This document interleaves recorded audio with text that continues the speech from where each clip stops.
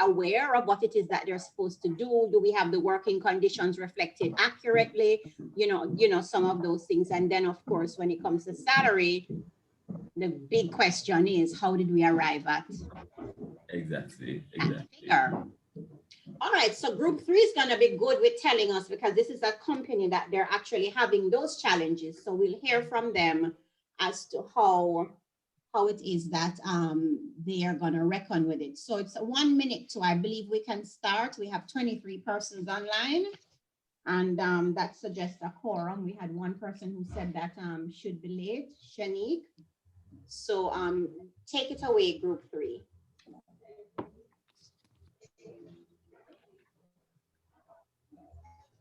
Miss, give me 1 second because I'm moving the slide and it is not moving now.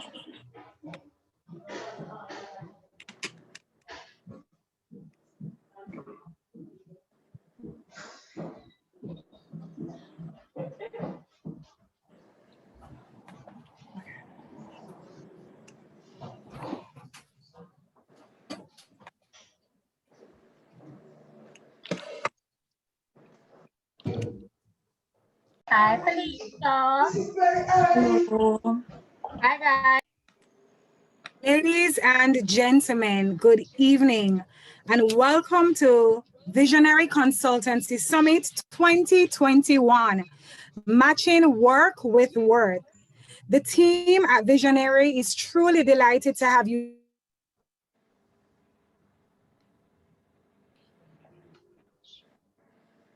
speaker to deliver strategies relevant for today's case.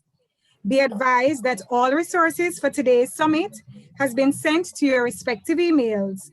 Kindly refer to same during the course of the presentations. We trust that you will find it both helpful and informative. Now up first is our special invited speaker, Mr. Joe Black. Mr. Black is the president of Acme Manufacturing, a plant based in Arkansas, USA. Proudly, they operate a family-owned business and are the largest employer in their community with 250 staff. Mr. Black is the holder of an MBA and a Bachelor's of Law degree. He has extensive management experience with specialization in human resource management. Ladies and gentlemen, I ask that you mute your microphone and please join with me in welcoming Mr. Joe Black. Madam Chair, members of the Visionary Consultancy team, colleagues, good evening. Thank you for having me as the guest and for selecting my company's case as the review for this year's summit. Discrepancy concerns questions of salary inequity in the pay structure for salaried employees. There are 25 salaried workers, ranging from roles of president to receptionist. A brief examination of payroll revealed that 14 of that 25 are female workers, which includes frontline workers and the HR director with 10 non-management positions. The females are paid less than the male supervisors, and the HR director is underpaid. Though familiar with the compensation tool, I do not have the time to conduct the study with Acme. As such, I hired a compensation consultant to carry out the review. The evaluation revealed that the female supervisors were indeed being underpaid relative to male salaried employees. I know that if the underpaid females take the case to the local EEOC office, we could be found guilty of sex discrimination. My HR director has agreed to take a sizable salary increase with no payback. However, the male supervisors would be upset that the females may comprehend this situation and demand payback. My goal is for all salaried jobs to be in the same evaluation cluster, that a modified ranking be used, and that the job descriptions be current. Should I do nothing, gradually increase the salaries, or have a joint discussion with supervisors on the way forward? I rely on your team's expertise in resolving these salary inequities. Thank you very much, Mr. Black. Now, ladies and gentlemen, I ask that you welcome my colleagues, Mrs. Dorman and Ms. Howard, as they will discuss with us the details of today's case. Thank you. Thank you, Mrs. Scott Walcott. Mrs. Scott Walcott. Pretty sure that's wrong. The main question we're faced with is, what should Mr. Black do? Now, Mr. Black should, based on our expertise, should have a conversation with the 3 female supervisors and come to a joint decision. Based on the details of the case, the International Labour Organization recommends that in order to close the unequal pay gap, that there should be transparency in compensation. The first step in this situation would be to have a conversation with the female supervisors. In doing so, you should apologize for the discrepancy, and also compensate the offended parties, in this case, the 3 female supervisors. You can also let the supervisors know of the precedent that was set with the HR director, where she had decided not to take any back pay. In this case, if it's a case where they do ask for a portion or for all of their back pay, it is recommended that in the joint agreement that it is paid over time. In the case of the male supervisors, you may have a meeting with them in the spirit of transparency to explain the situation. However, if you understand that your organization's culture does not allow for this to happen, then you can have the female supervisors sign an NDA. Many of you may be asking, how did the company get into this situation in the first place? Well, according to the European Commission, the nd1 reason for unequal pay is discrimination. And this can be seen in the case of Acme, where the HR director actually thought that the past president paid the female supervisors less because their husbands were bringing home the bacon. No. Another reason is the stereotypes and segregation of jobs, where female workers are given less pay because it's seen as a quote and unquote a man's job. Another reason is the weak bargaining power of workers that aren't represented by a union. The collective bargaining through trade unions allow for the diminishing of unequal pay of men and women. At ACME, the hourly paid workers have the benefits of receiving a standard wage policy because of the strength of collective bargaining. However, the salaried workers do not receive this benefit. You will now hear from my colleague, Ms. Howard, who will give us more reasons why the company is in this predicament, as well as why Mr. Black should have a meeting with the female supervisors to come to a settlement agreement. Thank you, Ms. Dorman. Continuing question 2 from the case, the last 2 points, another reason for ACME being in this situation could be the ignoring of the Equal Pay Act, EPAY. This act prohibits organizations from paying women less for doing the same job as men. Although the company can say they were not aware of the law, it is the company's responsibility to ensure that due process is done to ensure they meet legal requirements. Due to this negligence, ACME is now in breach of the law. The final point is ignoring the job evaluation process. Based on the facts of the case, ACME has never conducted a job evaluation, even though they have conducted the first step by ensuring that the job descriptions were updated and suitable. According to the International Council of Nurses, a job evaluation is a systematic technique that defines the relative worth of jobs within the organization. If ACME conducted job evaluations, this wouldn't have happened in the first place. Now, the third and final question in the case. The alternative we have suggested is the company's best choice. According to the Equality and Human Rights Commission, the benefits of equal compensation among workers include: save the company money in legal fees. 1, Maintaining good employees relations, a great way to build employer-employee relationship is maintaining an open door policy where there is transparency. When workers get comfortable to approach management with questions and concerns and even about ideas, this will strengthen their relationships. 2. 3, achieving a low turnover rate by becoming the employer of choice. 4, maintaining reputation. ACME is in existence for 35 years and so far portrays a good reputation. In the manufacturing business, now if the female supervisor should take the case to the EEOC, words will get out and the reputation of ACME will ruin. 5, maintain corporate social responsibility. ACME needs to maintain corporate social responsibility with their stakeholders, the community, and to themselves. Now we will have Mrs. Scott Walters and Mrs. Bedford Leach speak to the youth about conducting a job evaluation by using the factor analysis method. Thank you. Thank you very much.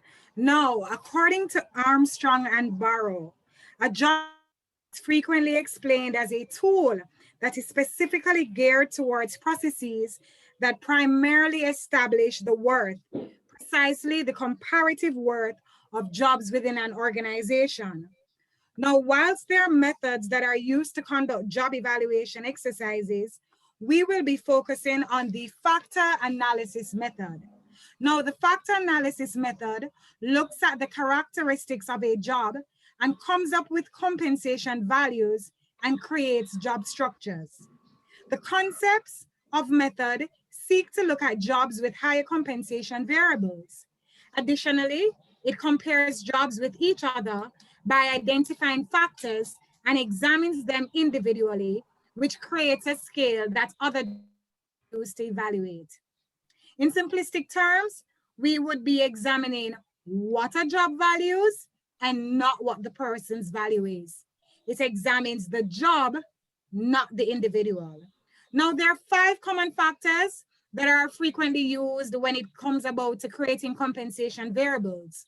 These 5 factors are namely mental, physical, and skills requirements, 4, responsibility, and 5, working conditions.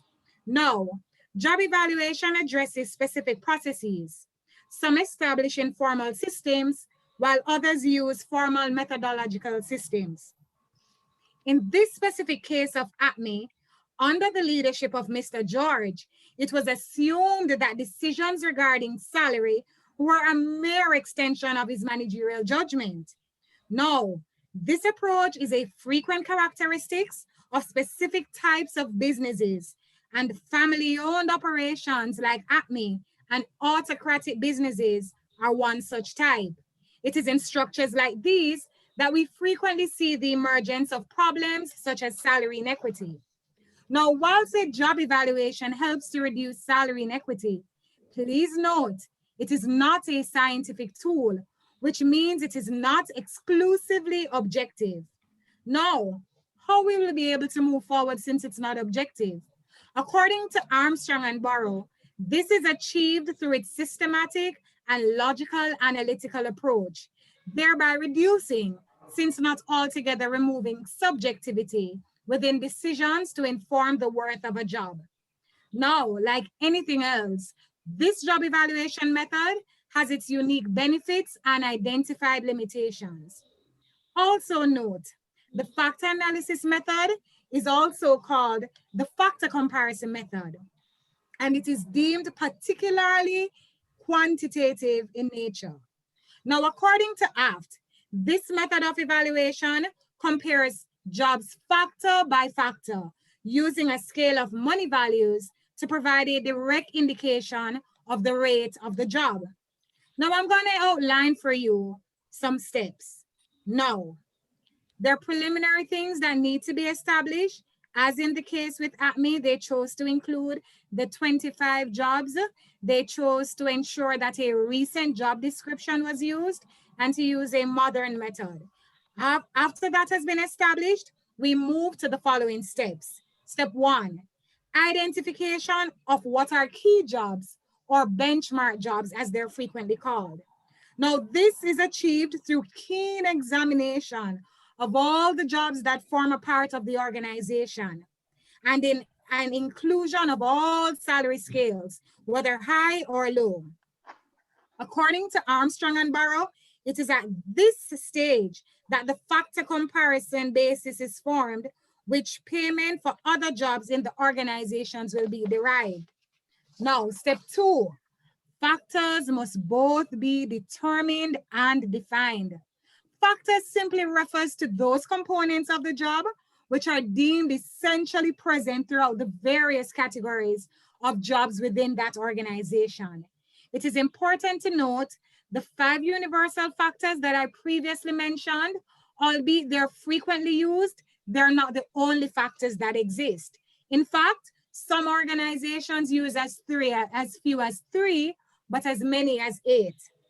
It is important to note that other factors too could be used to determine based on the need of each organization. Now, stage 3, the key jobs are analyzed and evaluated. The jobs that we previously agreed to in step 1, at this stage, they're carefully analyzed to provide a description of each factor is present in one job in comparison to the other.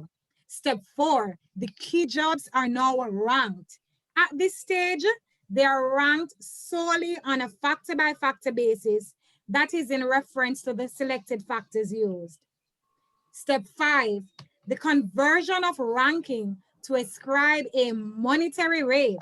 Now, this is where the rate of payment for the key jobs would be aligned to the factors based on the importance, giving a clear indication of how each of the factors is deemed to have contributed to the overall worth of the job. And step 6, the evaluation of other jobs. Finally, the other jobs in the organizations are compared to the key jobs on the same factor-by-factor basis. It's simply a method of seeing which jobs closely resemble. Now, I ask you, ladies and gentlemen, please make welcome my colleague, Mrs. Beckford-Leash, as she seeks to address the advantages and disadvantages of the factor analysis method. Thank you. Thank you, Mrs. Walters. So in everything, there are advantages and disadvantages. And today we're going to look on the advantages and disadvantages of the factor analysis method in job evaluation. Firstly, we will discuss the disadvantages. Job analysis can be complex in its construction, which may be costly. There must be an adequate amount of key jobs, and jobs function change over time. It is highly subjective, may be difficult to explain to those directly affected because it have a lot of numerical steps to be followed. There are also a phrase that is used in the job analysis method of job evaluation, the what rule. So if the job changes, then the wages change. However, there are also advantages. They are specifically designed to fit organization. It is quantitative and analytical in nature. It also avoids need to have definitions, and it is relatively easy and affordable. The opportunity of limiting the factor reduces the possibility of jobs overlapping. Okay, so based on the job evaluation method of factor analysis, we're going to do a basic table, just a basic calculation quickly. So as was stated previously by my colleague, that there are some factors that we use to evaluate jobs. And so in our evaluation at ACME, we are going to use skills, responsibility, effort, and job conditions. So if you look in the first column, you'll see the factors that we identified that we think is important for this organization. Also in the second column, we have the weighting. And so this column is normally out of 100. And so based on importance, we think that skill is important. So we give it 40, responsibility 20, effort 25, and job conditions 15. In the third column, there are some sub-factors. So based on skills, we divided and get some sub-factors that we think are important, and we say education and experience, and the list go down. And so in the other column, we divided that 40 weighting equally among the both sub-factors, which were 2020. And so for the other columns, you must be wondering, oh, we came up with this magic number. Normally, the degree of weighting is from 1 to 10. But based on the requirement of the job, you'll decide how many degrees are needed. So if the organization go up to doctorate level qualification, you know the degree would go up. But for basic explanation, we use 3 degrees. And so we go up to associate degree here. So there is a formula that is used to calculate this, and it is degree over 100 times 2000. So we use a 2000 maximum score to arrive at our degrees. So we put, you can calculate with me to see if we're correct here. So we place 20 over 100 times 2000. And so 20 into 20 goes 1 time, 20 into 100 goes 5 times. So we have 5 into 2000, and we got this on our calculator, 133. So for the first level of compensation within this organization, we came up with a degree of 133. For us to get the other degree, we'd multiply the second degree by the first degree, and we came up with 266. And the third one times the third by the first degree, and we got the third degree. And so, as I say, if it goes up, you times the degrees by the first degree, and so you'll get the degree of salary pay. So based on this calculation, you can try the others to see if they are correct. Based on this calculation, whether it is a female or a male, based on your qualification and experience, these are the scales that you would be paid by. So we would have a data collection form that would collect all of those information when you're going to be employed in the organization. And so you'll be paid at one of these scales. So now I'll move on to my co-presenter, Miss Broomfield and Miss Williams. Thank you so much, Mrs. Leach. That was very thorough. I'll be taking you all through steps 1 through 3. Now, rationalization is simply the act of reorganizing a process or system so as to make it more logical and consistent. Now, the steps involved in internal rationalization are key to achieving best practice results. And so here we go. Firstly, we conduct a job analysis to capture data on the jobs in an organization. Now, that is the job content, context, worker characteristics, and internal and external relationships. In other words, the tasks involved in each job in an organization, the steps involved in carrying out those tasks, the level of education, skills, the competencies required, as well as other nuances of the job. Secondly, identify compensable factors. So that is, what aspects of the jobs in the organization make them more valuable than others, thus placing one job higher than the other in the hierarchy, which determines the level of reward offered in the organization. Now, these include education, experience, complexity, accountability, working conditions, and all these, the following considerations must be taken when making such decisions. Firstly, the factors must be present in all jobs. Secondly, they must vary in degree. They must reflect the employer, employee, and union's perspectives. And finally, they must be derived from the work that is performed. Now, you want to develop a method of appraising ACME's jobs according to the factors chosen. Now, the method should allow for consistent placement of the organization's jobs containing more of the factors higher in the job hierarchy than those lower in the job hierarchy. And the third step, we conduct the evaluation using the up-to-date job descriptions and specifications, budgets to ensure affordability based on cost implications, organization chart or organograms that define reporting relationships. And finally, a job evaluation committee should be involved in the rating exercise and to ensure that an evaluation manual is developed that will guide the process with transparency. My colleague, Ms. Williams, will now take you from steps 4 through 6. Thank you, Ms. Bromfield. Step 4 involves comparing the jobs in order to develop a job structure. What this means is that jobs will be arranged according to the titles and reporting relationship as on the organization chart. Step 5 involves using the job structure to arrive at corresponding salary structures. Creating salary structures involves looking at the internal equity, that is, the pay structures within the organization, their alignment with the job positions or titles based on the tasks, the skills and the competencies required for the job, and justify their appropriateness, and if not appropriate, to create appropriate salary structures for these jobs. After comparing the existing salaries with the new rationalized structure, the company, Acme Manufacturing in this case, will have to calculate the financial implications.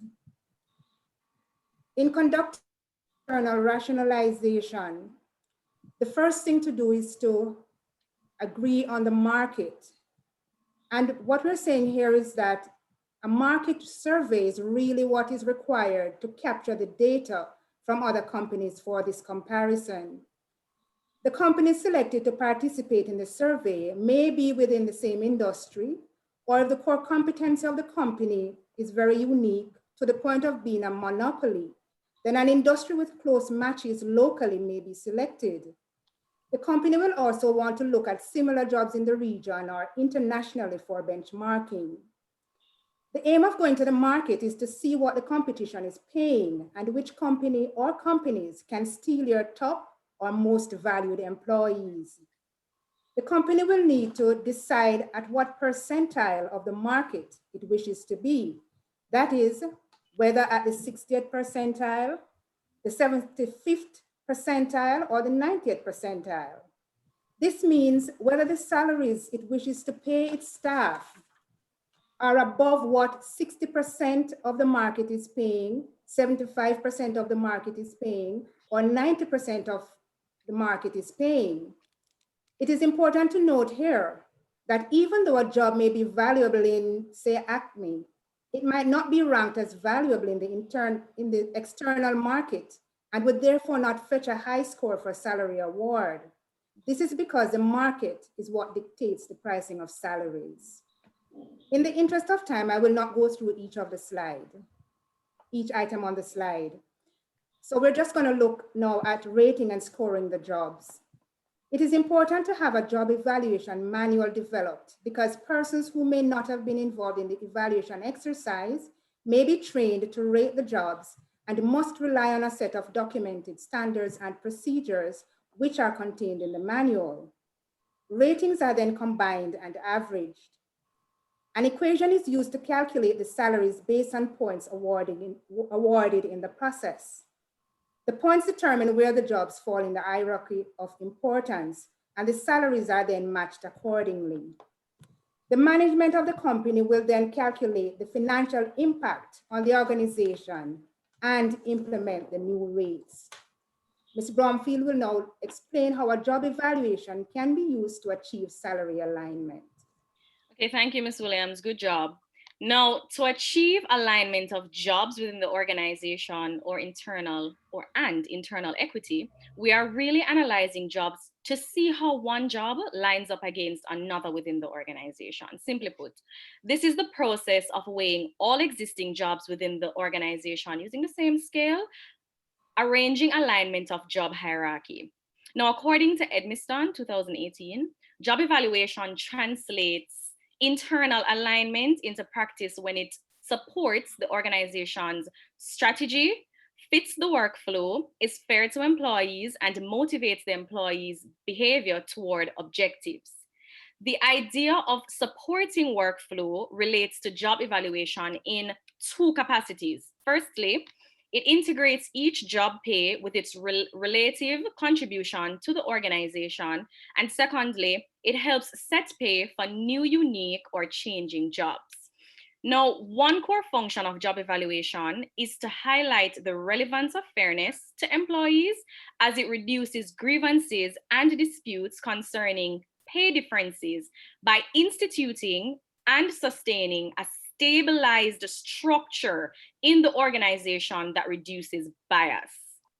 Job evaluation links internal alignment and external market pressures through the aspects of job content. So take now, for example, if the job content on a specific job is adjusted within the market, which ultimately demands higher wages, then the determination of wages would help to define the pay rate for that job or similar job written within that organization. Inequity becomes, of course, a serious issue when the topic of employee motivation is discussed. Wrapping up for this section, the scores and results from job evaluation informs compensation and reward within the organization. Job alignment promotes increased job performance and employee work attitude. Job analysis and evaluation are important to an organization to ensure a sound organizational structure, internal pay equity, and external market competitiveness. The data and analysis resulting from these two processes will be critical for other human resource processes such as recruitment and selection, training and development, performance appraisal, as well as various compensation management system processes in the company. I now hand over to Ms. Berry, who will take you through the challenges. Thank you, Anaki.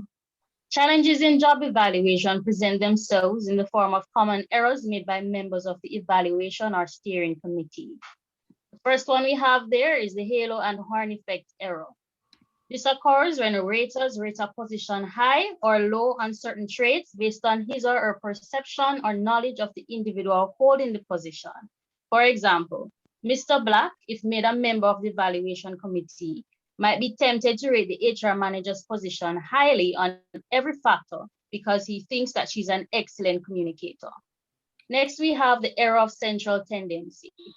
Have you ever done a questionnaire with responses strongly agree, agree, or neutral, etc., and you kept choosing neutral? Similarly, raters might opt for the middle or average rating to avoid marking too high or too low. Next is the error of contrast. This occurs when raters compare positions rather than the stated definitions in the compensable factors being scored. For example, raters rate a management position for the accounting department higher than that of the HR department on the problem-solving factor simply because it requires a different kind of problem solving, even though the level of problem solving required is equivalent for both positions. Next is the error of leniency and strictness, and this one is pretty straightforward. Here, raters may be too lenient or too strict for whatever reason. Next is the error of bias. Essentially, evaluations are most accurate when rater scores are acquired independently and pulled together for a final decision. If discussions are held on particular positions prior to the evaluation, biases may come into play, and as such, this should be avoided. Similarly to the error of central tendency, the error of restriction of range occurs when raters fail to use the entire range of levels on compensable factors. For example, giving problem-solving ability nearly the same weighting for widely different positions. Here are some practices that can minimize errors in job evaluation. As my colleagues would have mentioned earlier, raters must undergo proper training. We should also ensure that there's a common frame of reference, in this case, the job evaluation manual. Next, where possible, a position that is being evaluated should include activities over a 1-year period. With ample amount of activity recorded and observed over time, a more accurate assessment can be taken to apply appropriate ratings. Next, we should consistently conduct reviews. This way we can detect errors early and rectify them before it's too late. And lastly, we should ensure that the rating committees are diverse, include managers and employees from different genders, races, locations, functional areas, and organizational level. This reduces favoritism and other systematic biases such as gender or race biases. We have provided a list of question reminders to guide you when conducting your evaluation. This should help you avoid some common rater errors. I now hand over to Mrs. Scott Walters. Thank you so much.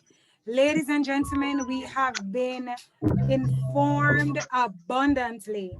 And I'm sure that we can all agree that for any tool or recommendation that is used, it's only as good as its ability to be properly implemented and managed. Additionally, the process of job evaluation is best spearheaded with a formalized structure to mitigate discrepancies within the methodological steps. Now, this is of great importance as failure to do so may result in further subjectivity of the process. And we already note that it is already not exclusively objective. Now, regardless of the challenges, I'm sorry, Ms. Walters, we have a bit of noise in the audience. I'm not sure if you could ask that person, so we're not able to hear you clearly. I believe. Thank you so much, Nicole. Thank you. Now, let me just repeat for the benefit, we cannot afford to miss and to not be informed. No, I was saying, as it relates to job evaluation, it's of great importance that we think about a formal approach rather than an informal approach so that we do not further subjectify the process since it is already not exclusively objective. Now, regardless of the challenges faced, we all can categorically state that a job evaluation. Let's talk about some of the challenges and how they can be alleviated, because these challenges are real and they will come up in your organization at some point. And as HR practitioners, we want to be able to be spot on in how it is that we're going to give recommendations, make recommendations, or actually effect some of these challenges. They might fall in your lap. So let us say we have, as is stated in this case, we have salary inequities and we have males being paid more than female. Has anyone met this kind of challenge? Or does anyone feel that is there a perception that in our market, in our Jamaican market, that we have males being paid more than females? Anyone? Is that a real challenge, or is that a thing of the past?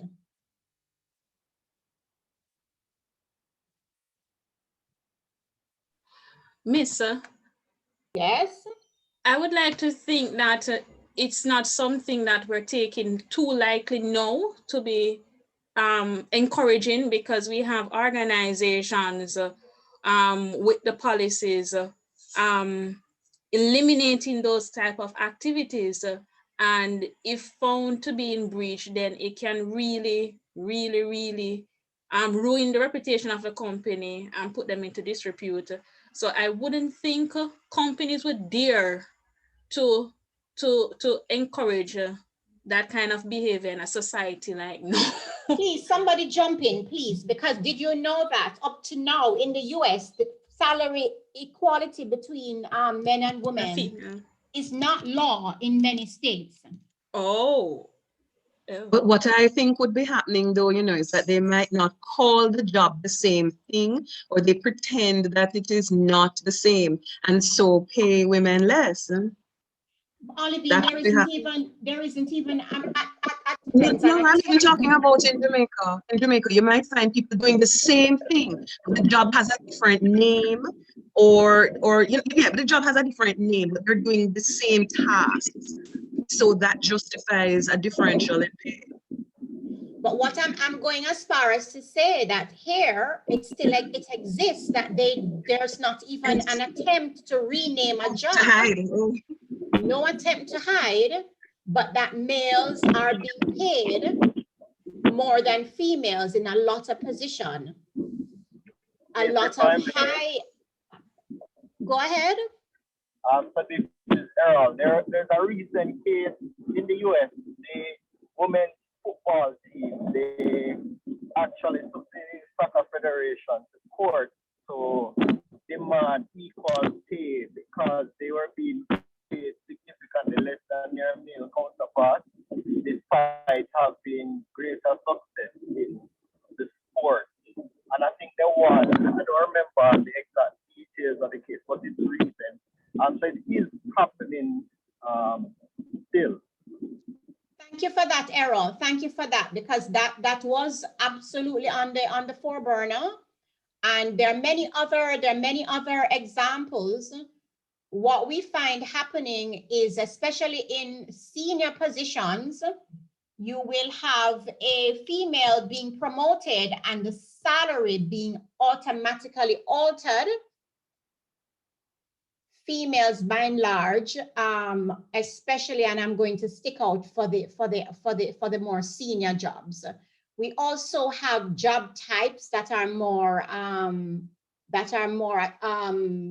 characteristic for male to do, being judged differently from the jobs that are characteristically more female. So, for example, you will have problem solving being attributed more or given higher scores for jobs that are more male aligned, and that same factor problem solving is just automatically weighed less for jobs that are more female inclined. So we have had those issues having to deal with within organizations today. So you will have, for example, jobs like engineering that are more male attracted, that you'll have the engineers or those that are weighing those jobs thinking that they are more complex. I think someone in the group mentioned that in terms of how do we see complexity, and are we prone to attribute complexity to some types of jobs and not necessarily to others. So this is a challenge of using one scale. So we have one scale, and as outlined by the group, the factors need to be defined. So each factor has to be clearly defined, and each of the degrees also have to be defined. So if it's degree 1, it needs to be defined. What is this level describing? What is this level making attributes to? And so as we move up, the challenge is to be able to use that one scale, those specific definitions, to be able to span that over into all jobs, whether these jobs are for female or they are for male, that we weigh the jobs without looking into those biases.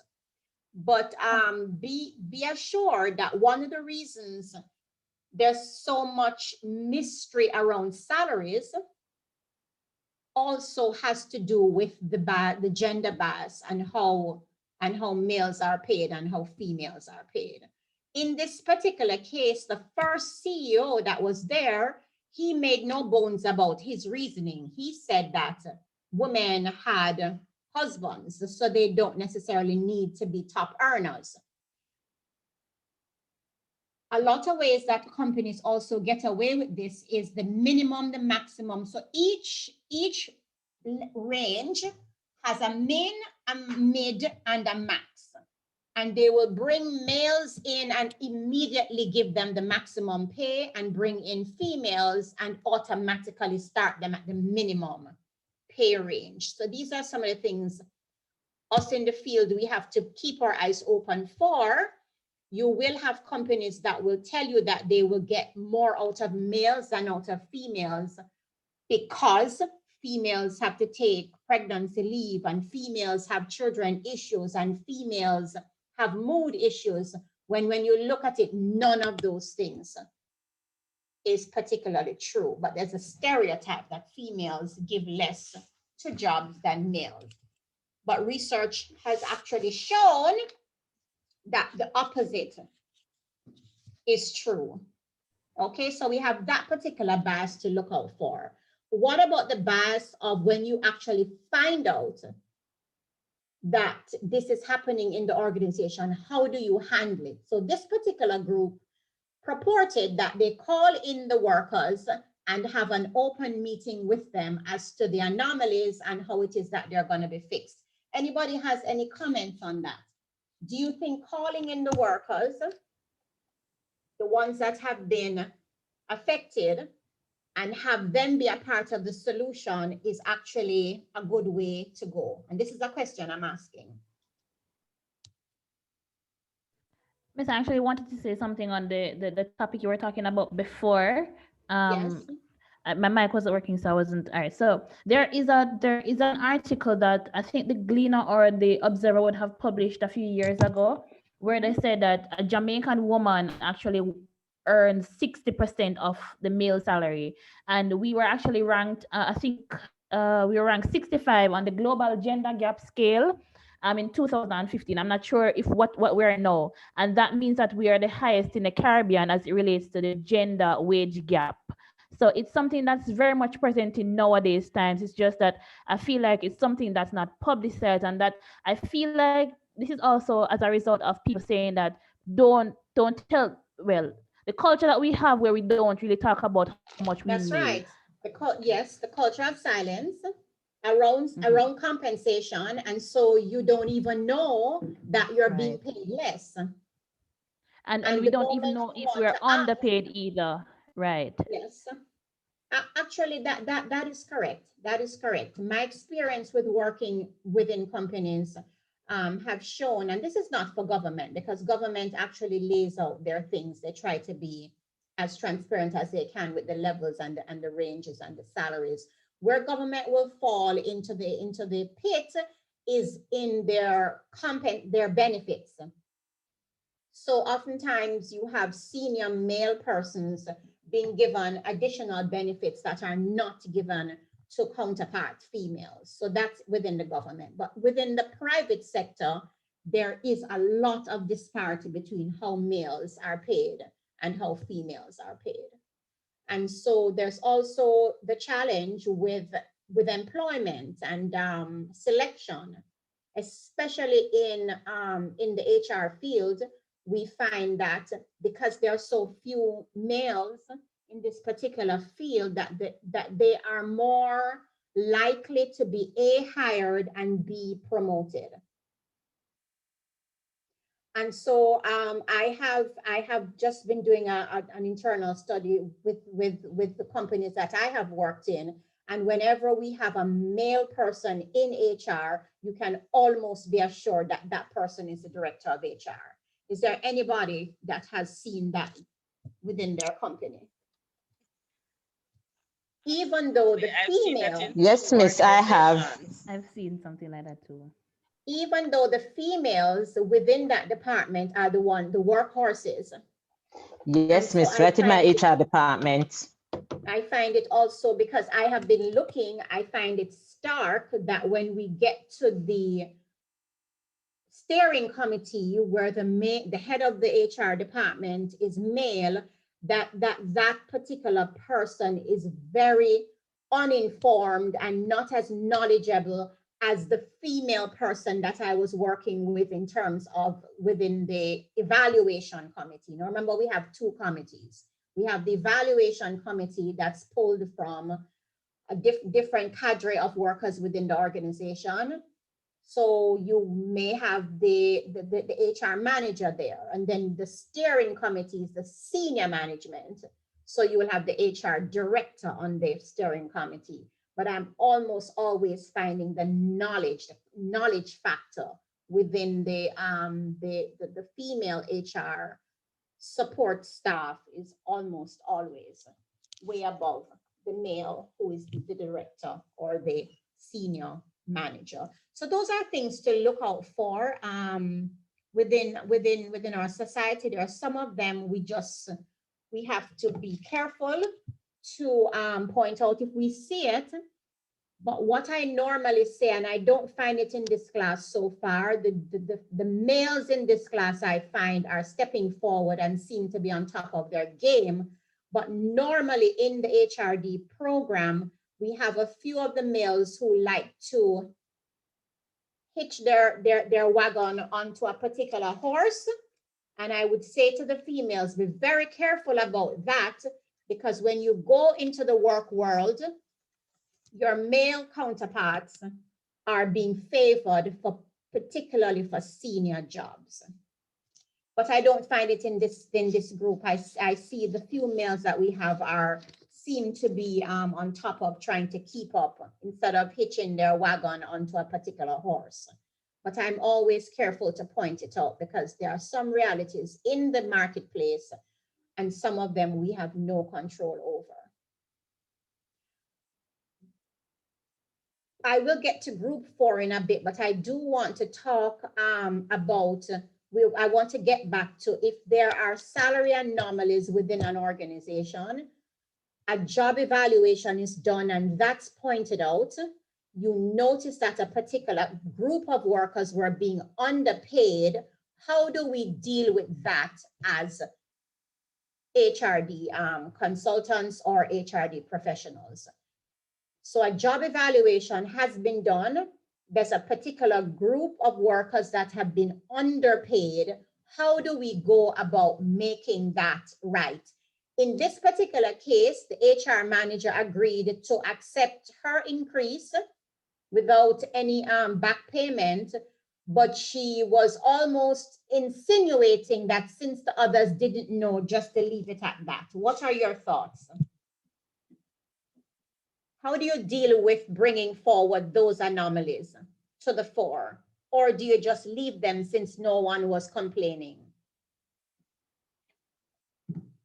Question thrown out to the class. Miss, they would have to be addressed, you know. As a matter of fact, I am aware of such a situation occurring in an organization. And the organization did what I think was the right thing, in that they sought approval for the persons to be paid. There was a particular period. It's actually a union covered group. And so for that negotiation period, approval was given for them to be brought up to the market and to be paid retroactively for the period from when the job evaluation commenced. I am aware also, and this is not necessarily in terms of a job evaluation being conducted, but I'm also aware of an organization where even in terms of granting a salary increase, what they try to do is, even though the last salary increase would have ended at a particular period, what they try to do is not to make the new salaries retroactive to a particular period. They want it to be effective like now, so they get away with not paying retroactively. Right. So we see these inequities happening, but they ought not to happen, because in reality, the work was done, right? They were being underpaid from that period of time. And so once the salaries are brought up to market, they ought to be paid retroactively to compensate for the loss during that time. Okay, so here is my recommendation, adding on to what Group 3 just presented. If there's ever a meeting to be called to discuss salary and anomalies and inequities, it's best that the HR group has a list of options at their fingertips, so that they're just not throwing out to staff as to what it is that staff wants or so on. So it's always good that these discussions be guided. So for example, discussion would have to be had with senior managers as to, can we afford retroactive? How many months or how many years can we afford to offer retroactive? So these things have to be ironed out before you go into these meetings with staff to confront or to educate them or to make them aware that there have been salary anomalies. It's best to do that, because salaries have financial implications to companies. Can the company afford to bring everyone up immediately? Can they afford for retraction? Can they afford for their reputation to be solid? And all of these things need to be discussed before these issues are thrown out to staff and to ask them what it is that they think should be done. Follow? There was another issue about whether the males would get upset that they would not be getting any increase. And that is what we would put under red circling. So red circling is an action that's done to hold a salary, especially if it was overpaid. So you hold instead of decrease, you hold, and then you allow the rest of the organization to catch up to that. Or B, that job in itself may have to be made redundant if you are not able to satisfy the position by holding. So for example, sometimes a job is just being overpaid. When you do the evaluation, you realize it's too far out of even the range of the company. So those jobs would have to be made redundant and the job redesigned so that a new position, it can be filled, and then the salaries can be internal alignment can be achieved. All right. So those were just two things that I wanted to bring up. I liked how group 3, you had a question? I just wanted to comment on something that you've said earlier. Yes. In terms, two things, in terms of, I've seen instances in terms of how we would red circle persons, as well as sometimes too in the public sector, hold up are the policies, some of the policies that they design, if they know that they anticipate, let's say, an evaluation of a job reclassification exercise. Sometimes too, what they do is they code the policy in such a way that it does not speak about, let's say, a retroactive thing is only effective as at the date when it has been agreed upon. If a staff has been red circled now, whether by overpayment or if the job is no longer needed, in terms of where the overpayment side is concerned, it's like, as the management know, you have to take that and say to yourself, how can you remedy this situation so that the staff is not disenfranchised? Because it would not be a mistake of the staff, but sometimes because of the organization who caused the overpayment, and let's say it may affect increments if that's the case, or two, it may be very well because of a reclassification exercise. So what you find happening is that if you determine what this overpayment period is, let's say it's for 3 years, you can make the decision to say, all right, the salary or movements for that staff is going to be held for 3 years. But remember, you're not just doing it and not inform the staff, and you can't just withdraw salary from the staff without notifying the staff, because that's where a big issue comes in. So the staff would have to be kept abreast too as to what is happening in terms of when these decisions are being met, because that can cause a real damage when you're just going to people's salary just like that without no explanations and persons already budget for it. So absolutely, those are some of the ways that companies to manage that kind of dilemma, so that situations, to prevent future situations. And even if someone else takes over that portfolio, the person is kept aware. If it is documented, whether in file or it's documented in the system, but payroll and the HR unit have that clear communication. At least you don't pay the staff $1 extra for this period of time until the staff has met up to where he or she is, so that if it is that you're going to withdraw or take anything from the staff, then that staff can say, all right, go and take 100,000, but you just don't take the whole 50,000 one time or an amount, but you do it incrementally, or the staff may say, okay, I can do a payment plan. And you may find that even work out better for you too. So it's best to keep them informed in the process. Good. All right, so that was good. There was something I wanted to point out with, okay, I liked the point that group 3 made about external rationalization. One of the reasons it's important to go to market is you actually need to find out what your competitors are paying. Because oftentimes you find that you're not able to keep good talent because you're not paying right. And so you will be able to hire, and within a year, they're gone. So for example, I worked with a company that was having a challenge maintaining their legal company secretariat and their other legal staff, because what they were paying was not commensurate with what was being offered to lawyers on the outside.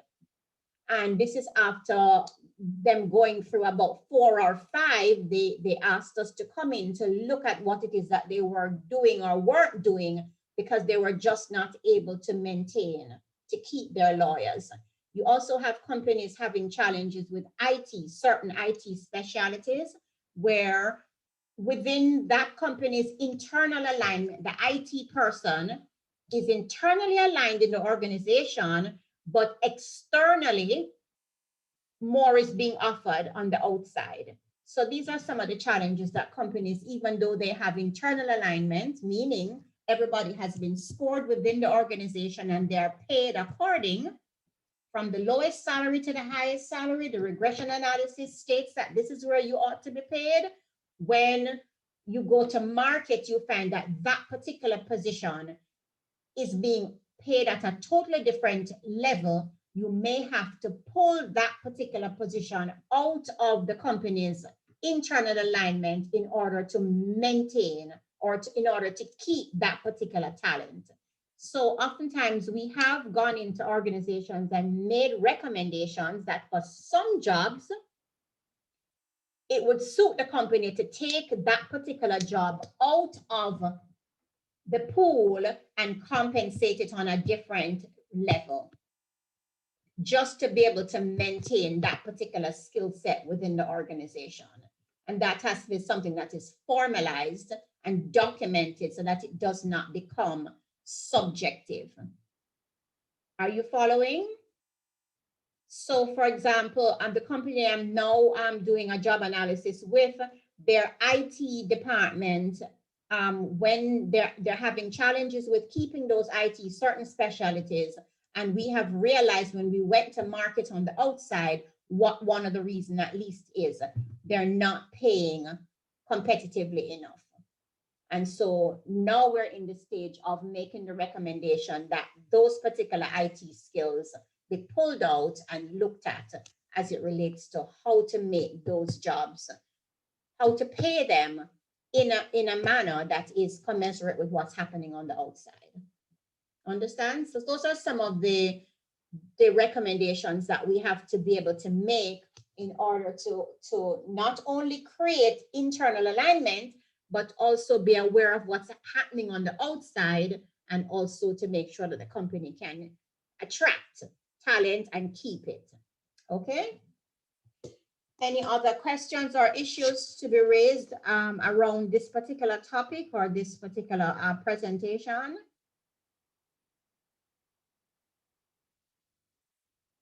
Okay, so group 3, are you getting ready? 4, Miss. Miss Group 4. 4, I'm so sorry, group 4. Thank you for that. And I want to commend group 3 for monitoring themselves. As I had pointed out, if you hear a group member presenting and there's background noise or it's not clear enough, please have someone stop and have that rectified. And if you are the person that is stopped, please do not take it personally. It's actually an advantage to everyone when we can hear and the presentations are clear, okay? So thank you for that. I'm gonna go mute now and give group 4 the floor, and group 4 will be presenting on the labor market. Thank you. Good evening, everyone. Let me start out by saying thanks to Group 3 for such an abundance of information. My name is Shireen Walker. Our group will be presenting on the labor market and related aspects. We will be looking specifically at the labor market system to include the internal and external labor market, objectives of the labor market information system, unemployment and underemployment in the Jamaican economy, the emergence of new jobs in the economy, and the readiness of the current labor force to meet those needs. We will also be discussing how specifically and realistically the shortfalls in the local educational landscape can be bridged in the short, medium, and long term. Additionally, we will be explaining how occupational classifications can be used to streamline the labor market, as well as how the systematic and widespread use of job analysis can facilitate and has facilitated growth in the Jamaican economy over the past 10 years. Tonight, your presenters will be myself, Michelle Cole, Ann Amiel, Nevani Parnell, Tiffany Turnbull, and Nikisha Burke. What is the labor market? The labor market is simply that space where labor supply and the labor demand interact.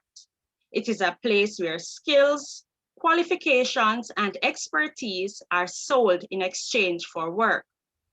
The consumers in this market are those seeking employment, while the marketers are those doing the hiring. It is this interaction between the supply and demand of labor that is simply the labor market.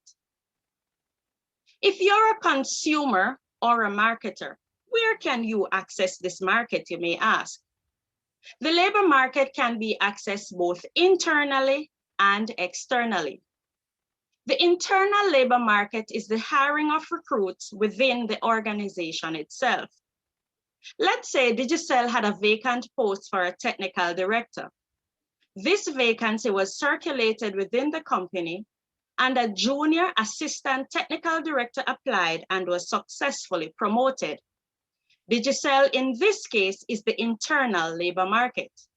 If the post, however, was advertised on LinkedIn, in the Gleaner, or any other medium external to the organization, a candidate would have been sought from the external labor market.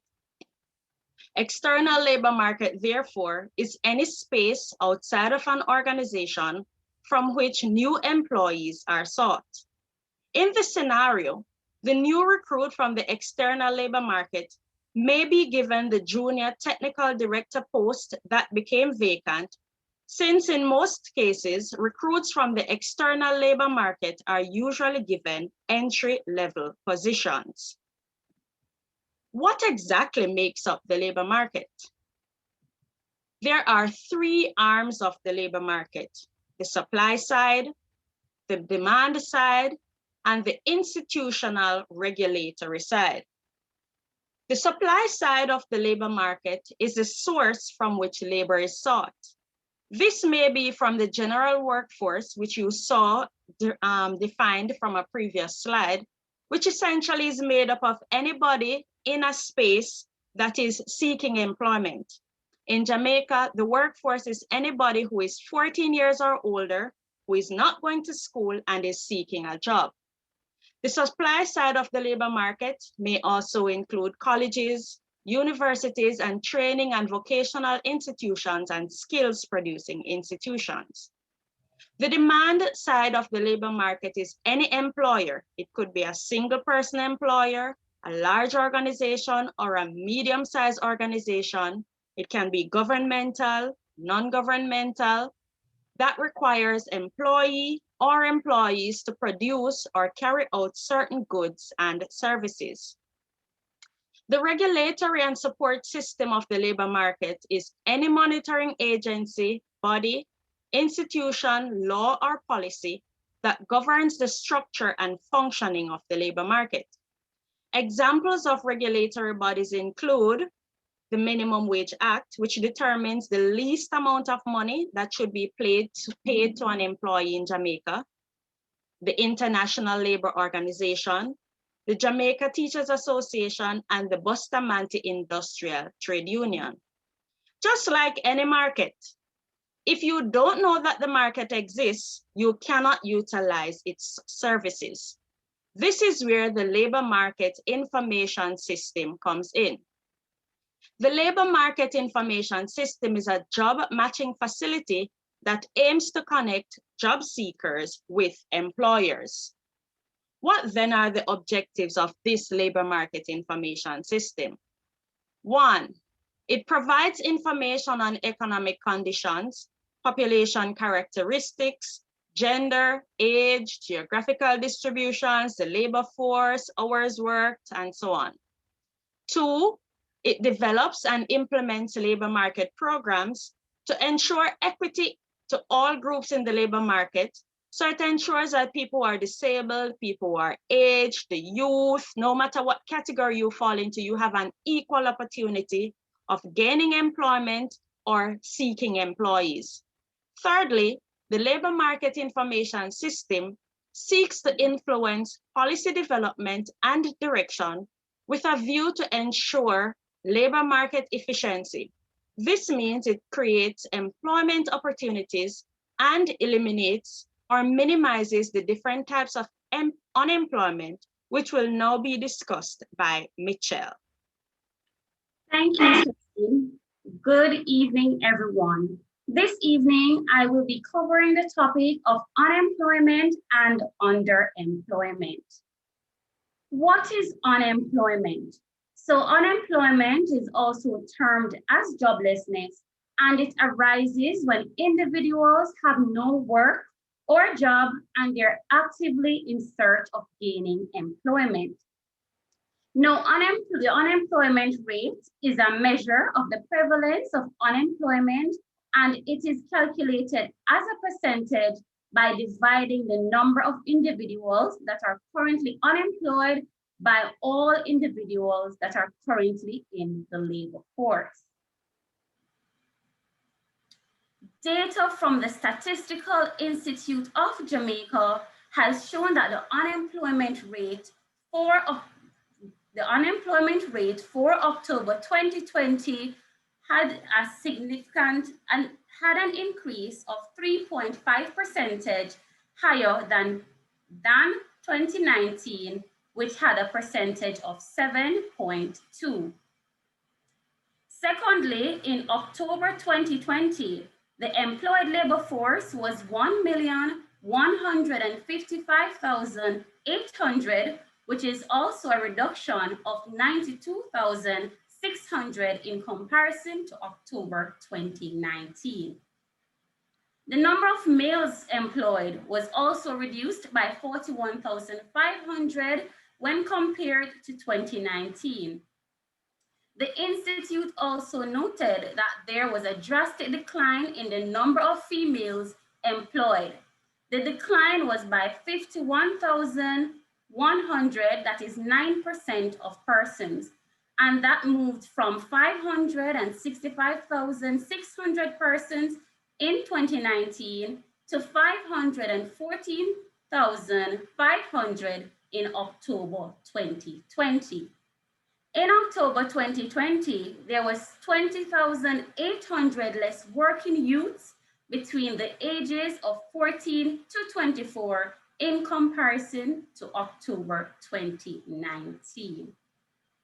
So there are various occupational groups that data was gathered on, and these occupational groups includes the elementary occupation, service workers, and shop and market sales workers, arts, entertainment, recreation, and other services, along with wholesale and retail trade and repair of motor vehicles and motorcycles. It must be noted that in all of these occupational groups, there was a reduction. So let me define elementary occupation so you may have a better understanding. So elementary occupation consists of simply and routine tasks, which mainly require the use of hands-on tools and often some physical effort. For example, in the agriculture or farmers would be considered elementary occupations. For that group, there was a reduction by 34,000 persons, which is a 20.1% to 135,400 in October 2020. For the occupational group service workers and shop and market sales workers, there was a reduction by 31,400 compared to October 2019. Also for service workers and shop and market sales, the group amount of men employed in the industry was also reduced by 11,300 males and 20,100 females.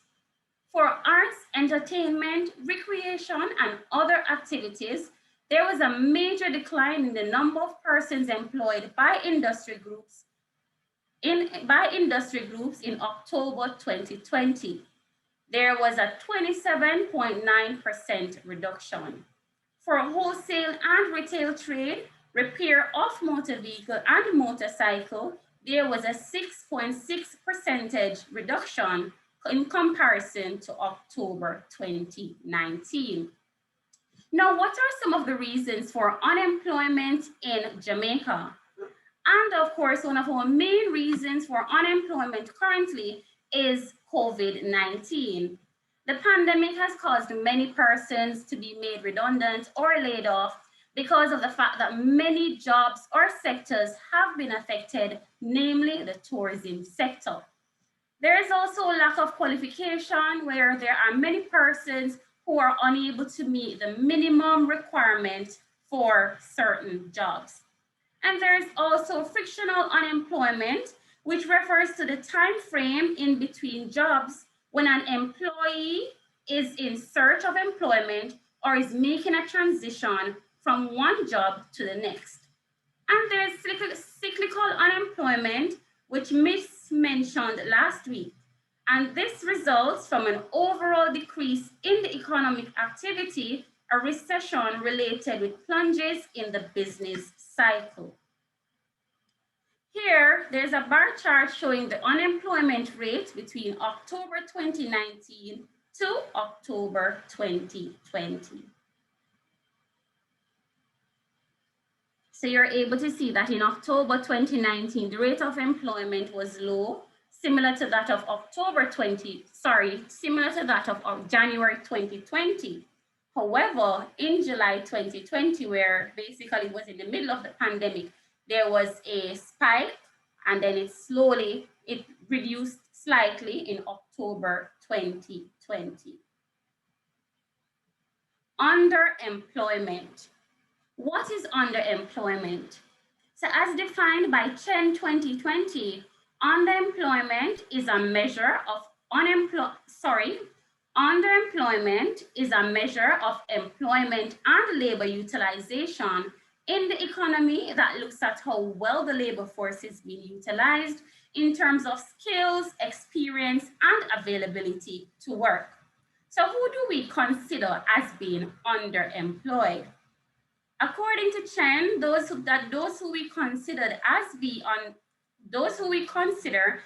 underemployed are skilled workers in low-income jobs, skilled workers in jobs that don't fully utilize their skills, along with part-time workers who rather to work full-time.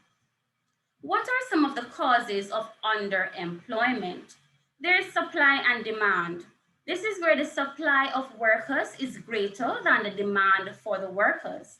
There's also technological changes, where sometimes technology is replacing us as humans. And finally, poor economy, where individuals can find themselves underemployed if the economy turns for the worse. Some effects of underemployment are the psychological problems. Underemployment. So the effects of underemployment, psychological problems. Underemployment can result in poor mental health, and the stress and anxiety that are a result of being unemployed or to make two ends meet create a sense of inadequacy. There is also poverty. So according to the Corporate Finance Institute, when a person is forced to take up a job that do not match their skills, they typically receive an income that is below their pay grade, and this leads to poverty. I will now hand over to Anne Amiel, who will look at the emergence of jobs in the economy and the readiness of the current labor market. Thank you, Michelle, and good evening, everyone. The government of Jamaica has continued its effort to create an enabling environment for economic growth and employment creation. As such, several growth sectors have been identified to generate employment opportunities. In the interest of time, I will only highlight 4 such industries. Business processing outsourcing. BPO involves the transfer of a company's non-core activities to a third party that uses information technology for service delivery. An example is the Human Resource and Payroll Administration. Growth in the BPO sector has been facilitated mainly by advances in information communication technology. The sector has seen and enjoyed the highest employment growth rate of any sector in the last decade. Data from the Business Process Industry Association of Jamaica revealed that approximately 36,000 Jamaicans are employed in this sector. The outsourcing industry has evolved from being mainly call centers to an industry which currently spans the entire value chain as it relates to the types of jobs being offered. Jamaica is poised to attract a wider range of BPO services. As it moves to supply a range of applicable skills to take advantages of opportunities in sectors such as, next slide, knowledge processing, software development, and legal processing outsourcing. Sorry, another sector is, next slide, please. Okay, it's working.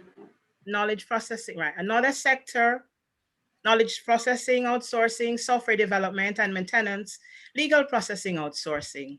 Another sector is logistics and international trade.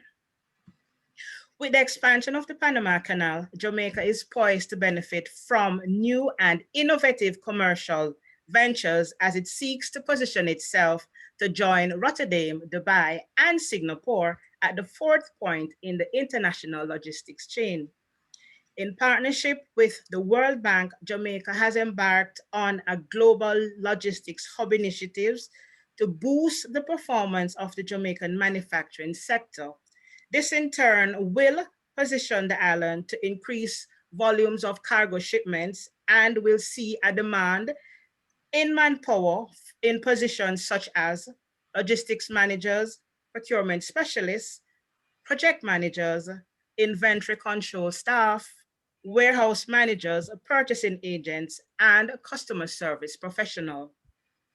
Third, another industry is the construction industry. This industry comprises residential construction, such as housing construction, and non-residential construction, such as commercial and industrial construction. The construction industry is linked to other domestic economic sectors, including housing and manufacturing, just to name a few. Any economic activity in these sectors contributes to growth in the construction sector. The sector grew by 7% from July to September 2020. Some employment activities in the construction sector spans from civil engineering, quantity surveyors, and as low as skilled manual laborers. Fourth and last, information and communication technology. Information and communication technology has emerged over the past decades as one of the most visible representation of modern development, profoundly influencing production, processes, and social life.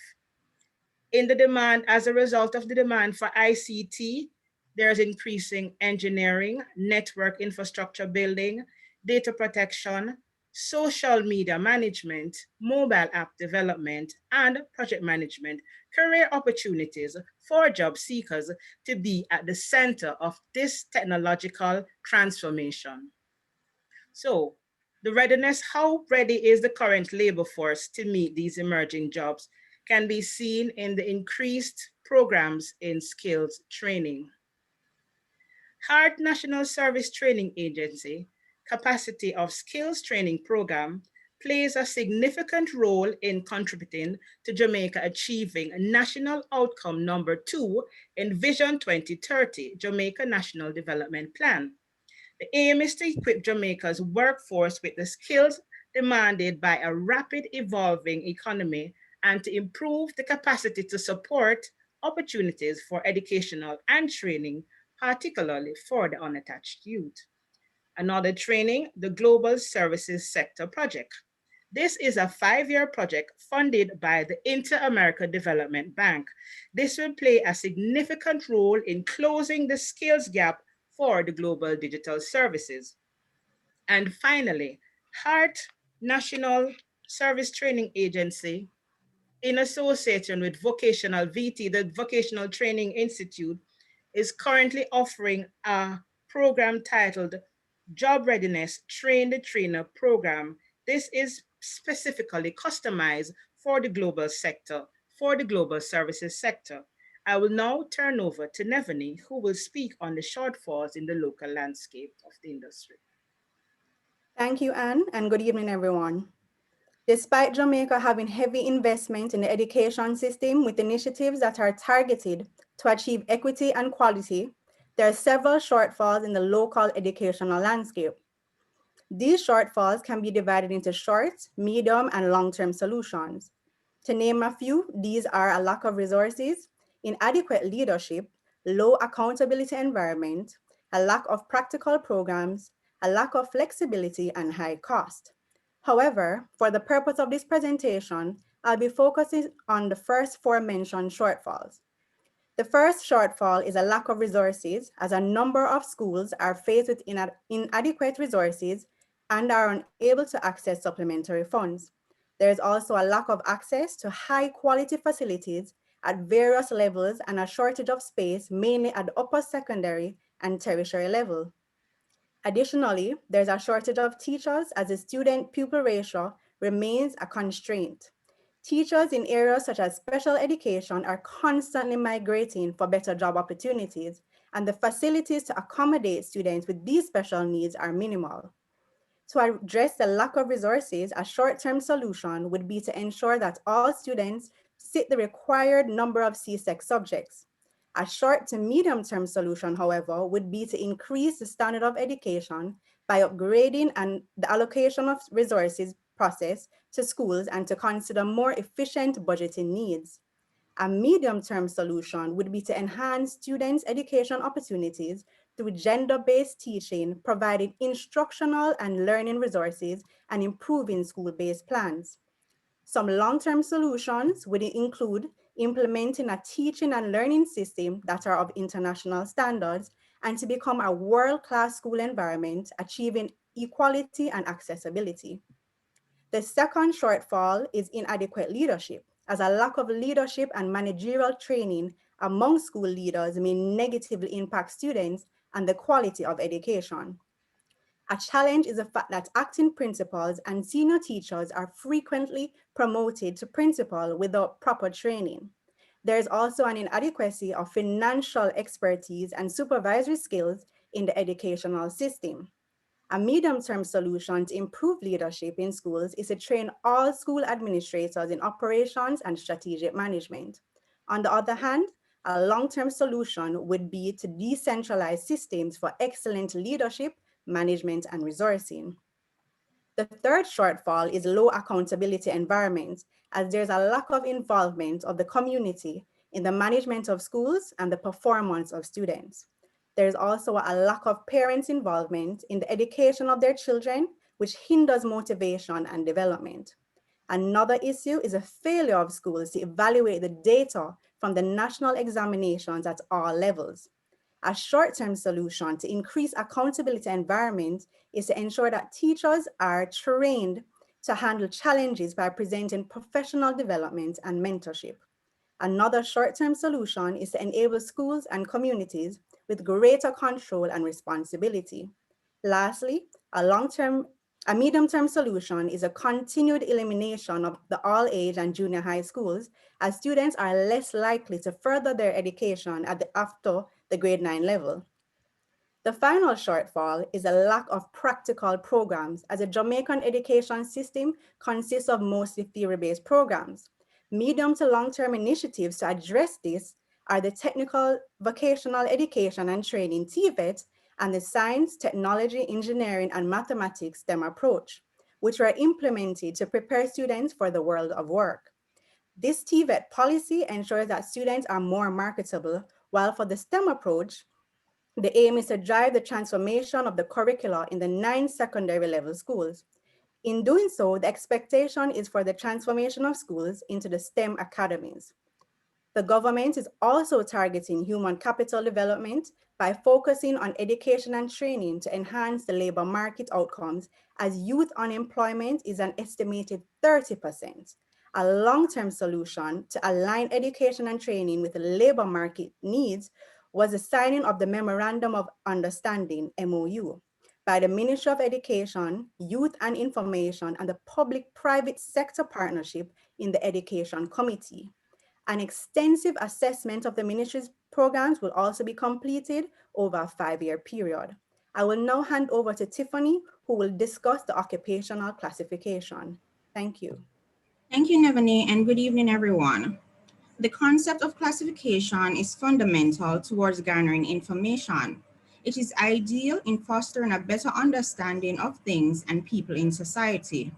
Hence, this is why the concept of occupational classification in the labor force is of key importance.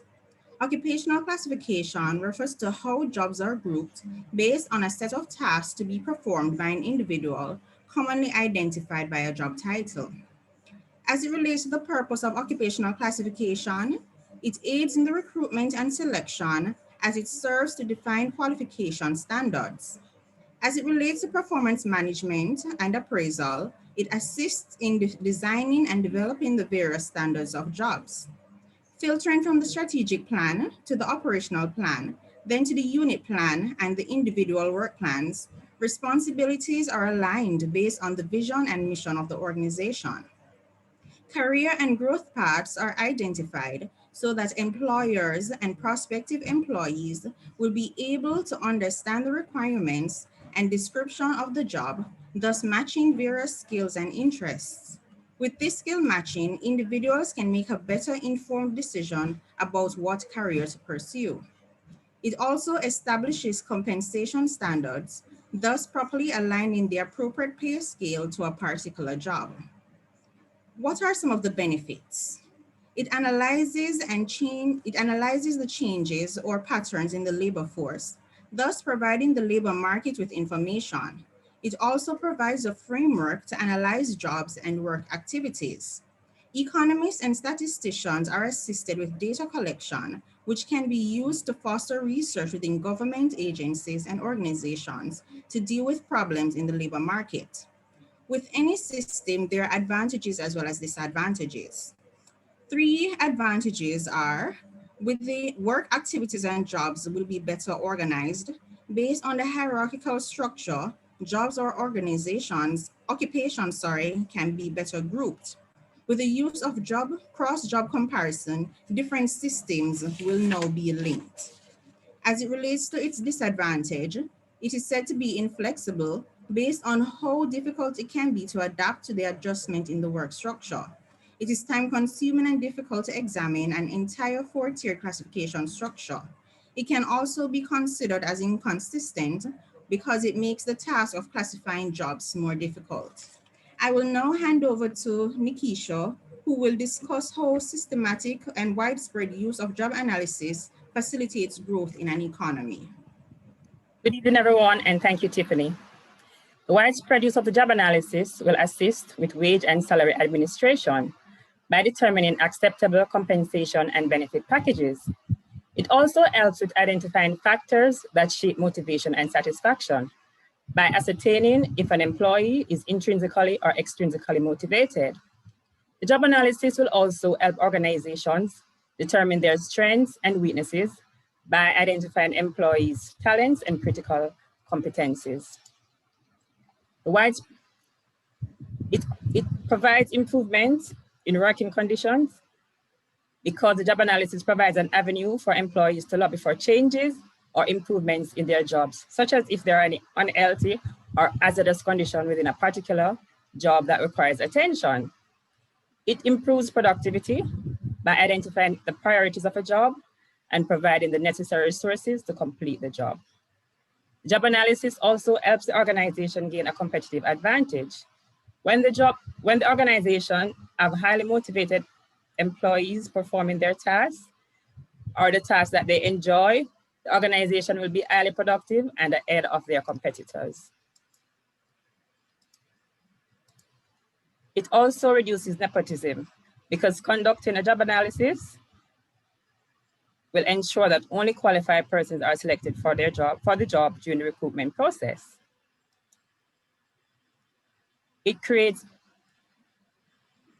How does the job analysis facilitate economic growth? It creates increase in production as a result of highly motivated employees. When employees are motivated, they perform at their highest potential. It helps the organization determine the required goods, labor force, human capital, and technology, which helps to increase economic growth. It creates new jobs through the process of job evaluation by designing new organizational role, aligning new roles to organizational changes, and managing succession planning in the organization. It improves tax revenues, as when more employees are employed, tax revenues will increase.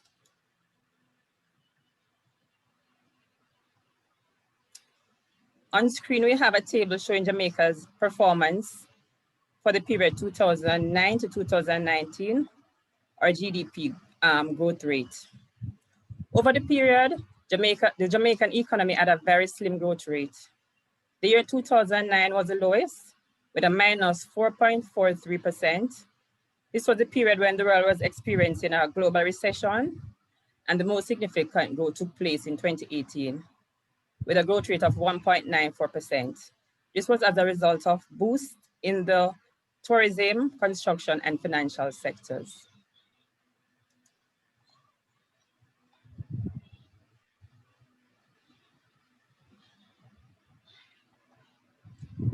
Over the past 10 years, as I mentioned before, Jamaica did not experience any real significant growth, averaging only 0.22% from 2009 to 2019, according to Macrotrends 2021. By a global standard, I believe Jamaica has underperformed over the decade. And we believe the job analysis was not fully utilized in both the public and private sector, as we would have seen more economic growth. The public sector reform process will see more use of the job analysis, which will standardize salary scales across the sector. The public sector employee will be able to select jobs they enjoy based on their skill set. The reform process is also geared towards efficiency in the push for economic growth. I will now hand over to Shireen, who will do a recap of today's presentation. Thank you, Nikisha, and thank you, ladies of Group 4. To wrap things up, let me summarize. The labor market is that space, whether internal or external, from which workers are usually recruited by an employer. Unemployment and underemployment are on the rise in Jamaica, and as such, new educational programs are being instituted to bridge these gaps. Also, there have been new jobs emerging to try to fill the unemployment void. This, however, cannot be successfully done if proper job analyses are not done. Unfortunately, Jamaica has not seen much significant economic growth in the last 10 years. I must thank cohort 23 for being so attentive. I would like two of you to briefly share just one thing that intrigued you from our presentation or one thing that you learned. However, before anyone answers, I want to inform you that an infographic has been sent to your emails that summarizes the information in this presentation. So let's chat. What was an eye-opener for you and what did you learn? So open your mics and let's talk.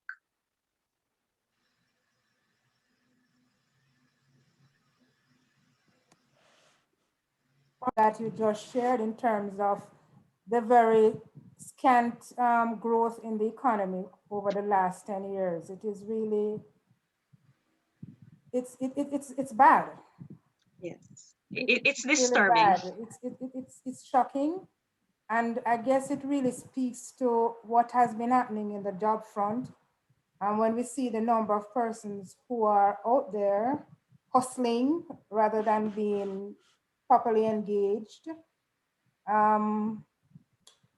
yes, that's an eye-opener for me. What I would have liked to see, though, is a comparison with some of the other countries in the Caribbean and perhaps a few on the international scene, just to get a better understanding of how fast those economies are growing, you know, and to have a proper comparison. Okay, that may have also been informative, but we were focusing really on the Jamaican economy and not so much expanding, even though the comparison would have really just showed us how very little or almost, it would almost seem as if there was a non-existent growth, but we were trying to focus more on our Jamaican economy, but that can be provided at a later date. Okay, thank you. Sure. Is there anybody else who would like to share with us anything that you learned? I know our GDP rate growth was quite alarming for us too. Anything else? Sherry, just a little discussion here. You say that we're going to chat. Read the trending jobs, right? The BPO sector, the logistic industry, construction industry, and ICT. Do you, in your research, see any real growth, any evidence to say, other than the BPO where Anel gave some, yes, gave some figures, but for logistic and international trade, construction industry, is it just for construction? Is it just for the road construction? I know for COVID, maybe ICT, I don't know if they employ more persons because of COVID-19 and training and development need to be implemented. But I'm kind of confused about these trending jobs. Well, I wouldn't say they are trending jobs. They are more emerging jobs. So jobs that are on the up and about now, up and coming now. It is trend. Yeah, they are right, trending. right. So as was mentioned in the slide, Jamaica is poised to become one of the fourth hubs for the logistics center. So that is not yet in place. Okay. But we do know that there is quite a bit of training being going on at the Maritime Institute for those in the logistics area. So in a few years from now, it will see some more growth. It really has just begun. But as we said, it's an emergent job. So if I can recall, it has been some time I've been hearing this. I don't have the exact date, but reading. Yes, it has been in the pipeline for quite a while. But so, just as based on recent information that you received, they're still trending. It's in the process of realizing it's to fruition now. So we'll see some more sometime to come. Shereen, I want to add to that.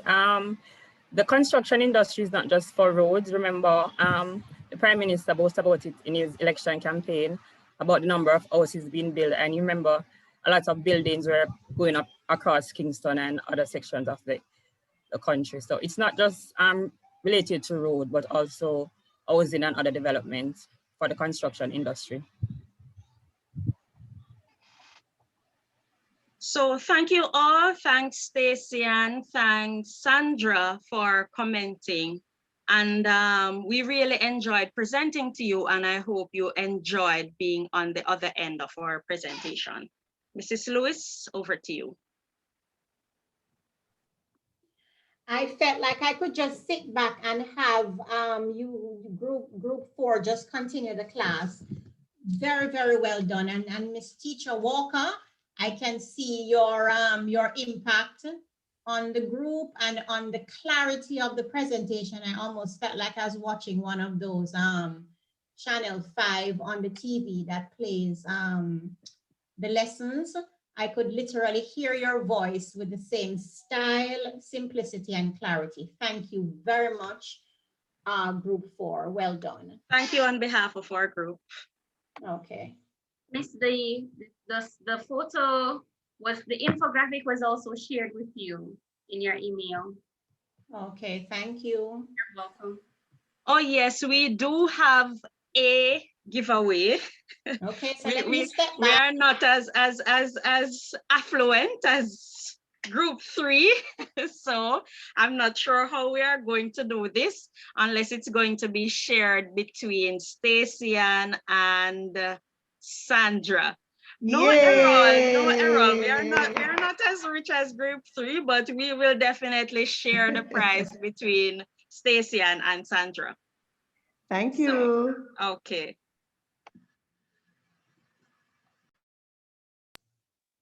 So that's it, Mrs. Lewis? Yes, thank you. I guess you can stop sharing now so we can, although your beautiful faces are quite entertaining.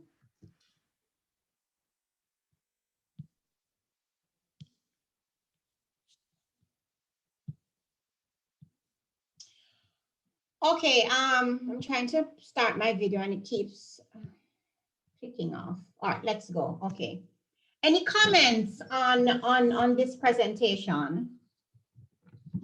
On the state of our labor market? I know they asked you, let's chat, which was a good part of bringing in your contribution. Let me ask a question. If it wasn't troubling to see the rate at which women are exiting the labor market, was that troubling for anyone? The high rate at which women, unemployment among women. Hello, anybody there? We're here.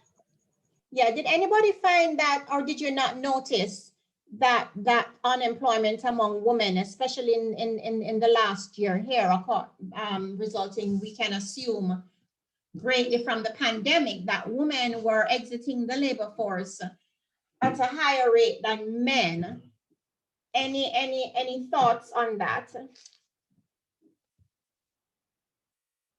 Any examples, any experience that anybody has had where a woman have had to give up jobs in this particular period?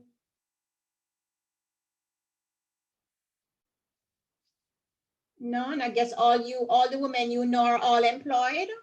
Yes, miss. Yes, miss? Yes, all of them that I know who were in their jobs before are still in their jobs. What about all those hotel workers? What about all of the housekeeping?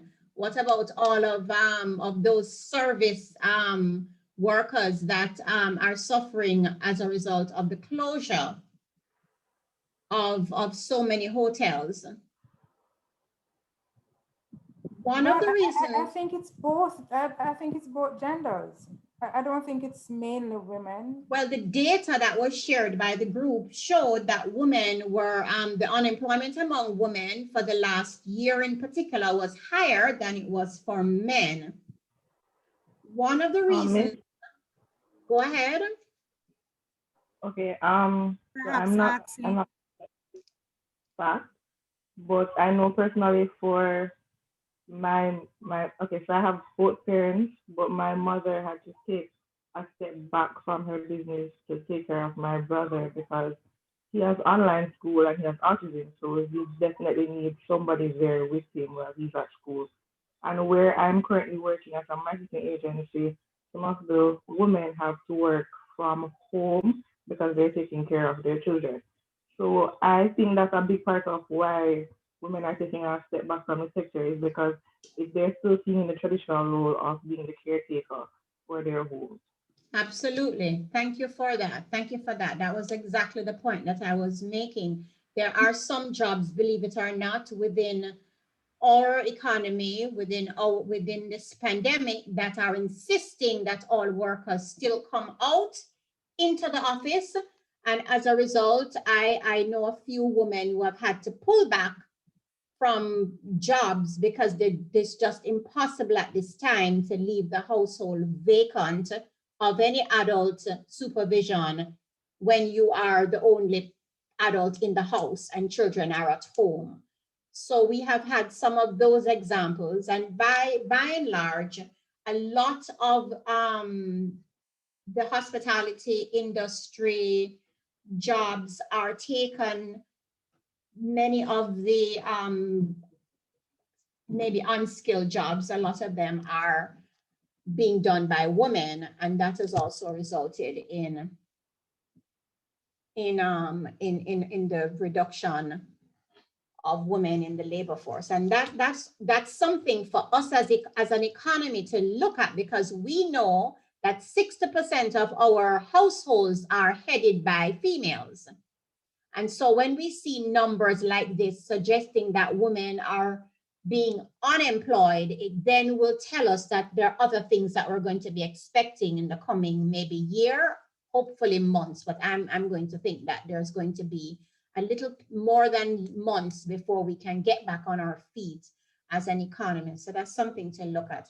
I liked Group 4 the clarity with which they showed how job analysis can actually impact the economy, the same way job analysis impacts an organization in the unit form of being detailed with jobs, defining what jobs are, what jobs require.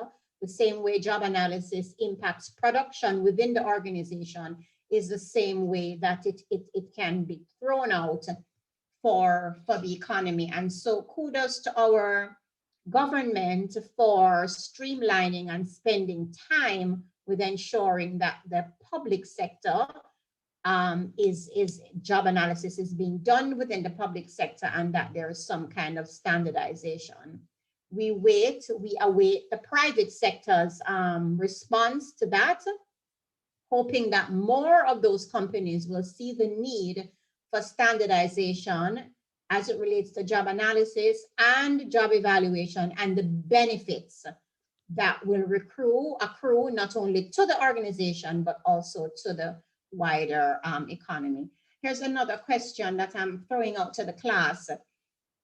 Is there I think I had asked it at the very beginning, if there's anyone who within their own company at this time is having a job analysis or job evaluation, or have had one done. This is for private sector now. Any private sector experiences with job analysis or job evaluation in, say, the past year? We'd be interested to know that as it relates to how open the private sector is to these kinds of activities. Anyone having had that activity being done within their organization or have had it in the last year or two? Anyone? Hi, Miss. This is Hi, Carrie Carrie K. K. Mm-hmm. Yes, I had shared earlier in the semester. I don't have much details, no, but it is something that I understand at my organization right now. It's something that happens on a regular basis. However, the outcome, I'm not quite sure as to what happens at the end of the evaluation. Oh, so you actually know evaluation is being done, but you don't know what's the result? Right. So evaluations are being done by HR? Who is doing these job evaluations? Well, it's an external consultancy. I'm new to the company, however, well, relatively new, under 2 years. Mm-hmm. And in that period, one has been done so far, but I don't know the outcome as yet. I do know that it was an external firm that came in and did. Was that towards job descriptions, or did it go as far as job evaluation? I'm not 100% sure. So have you seen any new job descriptions being sent out? No, but I do know that during the period descriptions were being revised. So maybe it is job descriptions were being revised. Right. But you have not seen the output as yet? You haven't seen the new job descriptions? Well, mine, for example, was slightly adjusted. Yes, I only know about mine. Okay, so you're not sure if everybody else's have been done? No.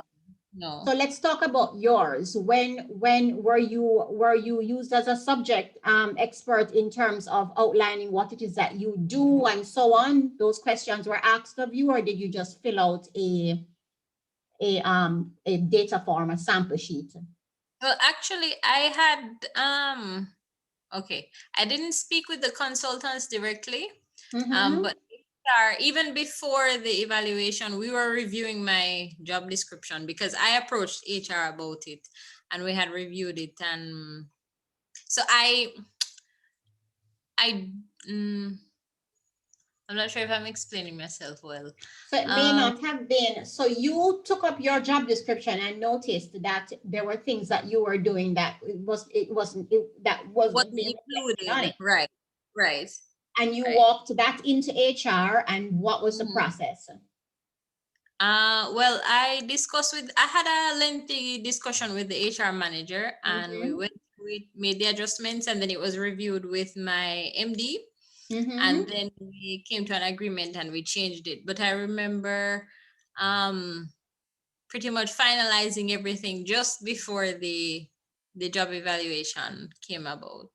Okay, so you have an updated job description, but you don't know if anything was done on a standard for the rest of the organization. Right. So now jobs will be evaluated as it relates to how you'll be paid. Is that what the external consultants are doing? Are they evaluating for pay also? I'm not 100% sure, honestly. So Kerry, you're gonna find out. Okay. Yes, you're gonna find out now what happened, where did it go, what can you expect within the organization as it relates to updated job descriptions, as it relates to internal alignment with salaries and so on. These are the questions now that you're going to want to be asking, and this is not just for Kerry, but for the rest of the class. You're going to be wanting to, as Kerry did, look at your job descriptions, see whether they're updated or not. If there's anything that you think is critical in terms of what you do and it's not reflected on it, and so on. Ask of your companies, when will we be having a job analysis? When was the last time we had a job analysis? When was the last time these job descriptions were updated? Have we had job evaluation to determine salaries, and so on and so on? Go ahead. Evening. I don't certain if this totally count, but so where I'm quiet now. Sure. Yeah. So where I am. Well, there is a new unit that has been formalized. Well, they're trying to formalize it in the department, and this is a unit that caters for the needs of investigations for customers. So now the unit is being formed in Jamaica, Dumrep, Puerto Rico, and some other part of the Caribbean. So this is a new unit, so these are all new jobs. Yes.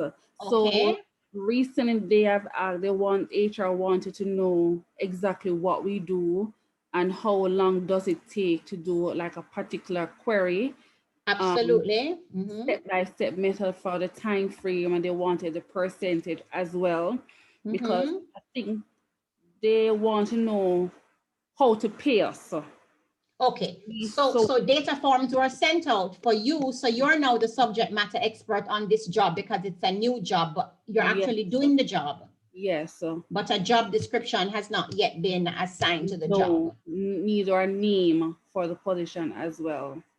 So this is kind of like going backwards, right? So you're in the job, you're doing the job, but we haven't standardized what it is that the job does. Okay, so now they're asking of you, the incumbent, to note the tasks that you carry out, what percentage of time it takes for this and that, what's critical and so on. Right. All right, and then after getting that information, what next? I think they're trying to formalize it. That's what I've heard so far. The unit has not been fully formalized. You're doing the work every single day, but they want it to formalize enough to be in the Caribbean. That's all I've been hearing. And so far, and this, based on what others saying to me, it's actually a year now since they have been in the unit, and it has not been formalized. But we are doing the full every single thing, the functional role, everything. But what they have done is that the role that they hire us, that position, we still use it. So we still receive the same salary. But as it relates to what we're doing now is not what we were hired to do. But at the same time, they see the unit as being relevant to handle all the complaints and the disputes and the inquiries for the customer. In the meantime, they are trying to formalize it to know that, well, formalize it for a pay grade, that's one. Right. The job level and what a job entails and who we should report to and who is in charge and so forth. But Artashina, as you know that it shouldn't take a year, right? Right. From information is gathered for a job description to be put together. So your task is to find out from HR how far have they gotten with this process, if there's any additional information that they would need, and if there's any way you can help in ensuring that this process is, and be willing to give up your time if needed, because you may have to actually write your own job description. Group 2, I believe last week, walked us through how job descriptions are written, job statements, job summaries, qualifications, and so on, all the different areas. You may have to take on that to actually write your own job description and present it if you find it's taking too long for the HR department to get it done. But before any job evaluation can be done, you would have learned by now that you need an updated job description, okay? So that needs to be done and signed off. But since you're in this program and you actually want to get involved in HR, it would be wise for you to step into this process and ask if there's any way that you can help. I think that's a good idea. All right, even though you wouldn't be paid, but you'd be paid in other ways as it relates to the experience that you'll be garnering and also the exposure. Yes. We talk about underemployment, and there's so where the skill sets of our employees are not matching what it is that they're actually doing. And so be conscious that after the end of your master's degree, most of you will be underemployed. And so until you start to step up to either do other things within your organization where you can showcase your talent and skills to be recognized, or you look to be on the outside. But remember, when you're thinking about leaving one job to get another, that frictional unemployment is pretty high in our economy. Does anybody remember what frictional unemployment is? Don't everyone jump to answer, but I'd like to have an answer. Does anyone remember what frictional unemployment is? The time taken for seeking new employment. That's right. So it's a time between when you leave one job in order to get another, what that time frame looks like. And because we have a high rate of frictional employment in our economy, we normally have a mode of operation that suggests that you don't leave one job until you have found another job. Okay? Miss, I would like to answer your previous question as it regards to if our company is doing a job analysis. Yes, Michelle, welcome. Yes. At my company, we are currently doing a job analysis because, as you know, we have a new CEO. And it is very hectic. We are currently completing job descriptions. It is a lot because we have over 1,000 persons. And how many jobs? How many jobs, Michelle? 1,000 persons, but how many jobs? Are you in HR? Yes, I am. About how many jobs? It is over 200 because what we're doing is we're starting with our C-suite staff, C-1 and C-2. What's that? What is the C-1 and C-2? Okay, so C would be the C-suite, the chief technical or whoever reports directly into the CEO. Okay. C-1 is the direct report of the person who reports into the CEO. Okay. And C-2 is the direct report of the direct report. Person who reports into. Okay. So we're currently going through that. We're trying to flatten our structure because we have a lot of C-suite staff. So we're now doing evaluation and going through the job analysis, and we'll have to change the organizational structure. And so we have to work on the org chart. And, you know, sometimes it's a difficult discussion, especially telling a staff that you're flattening the department and their role may have to be changed to a lower title. But for now, I am both working on the proposed org chart as well as the job profiles for these 200 plus persons. Okay. So, but you won't be able to do the org charts until you're finished with the analysis, because the analysis is going to help you with the reporting relationships. That is right. Right. So is this being done internally, all done internally? All done internally. So it's very hectic. You have a large HR Miss, it's just department? Well, the persons doing it are myself, my director, and the HR operations manager. 3 persons? Yes, miss. I haven't slept over a week now. And so all your other responsibilities have been removed from you? For now, yes. For now. For now. So you could focus on doing that. So are you interviewing? Are you using the qualitative method or the quantitative method? Qualitative means, are you interviewing your incumbents or have you sent out data forms for them to just fill out? No, I know that the operations manager is conducting interviews from last week. So I think that is her main medium, the qualitative. They're gonna do qualitative, okay. And 1 person? What's the timeline that you've been given to have this all completed? We were told the next 60 days. That's impossible. It is. And we told the CEO. However, he said we should still work with that timeline. Okay. Well, I can wish you all the best, but what I can also tell you is that you'll be garnering a host of experience as it relates to this process. It will push you, but one of the disadvantages to rushing it could be that you don't get accurate information because persons are just rushing through. As to whether you're going to qualitatively be able to do over 200 jobs is also a challenge. Right.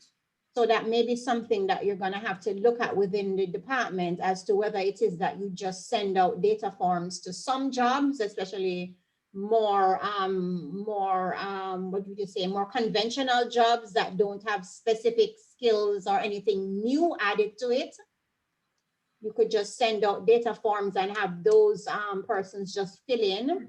Right. And then for newer jobs or for jobs that will be redesigned because of the flattening, then you have interviews.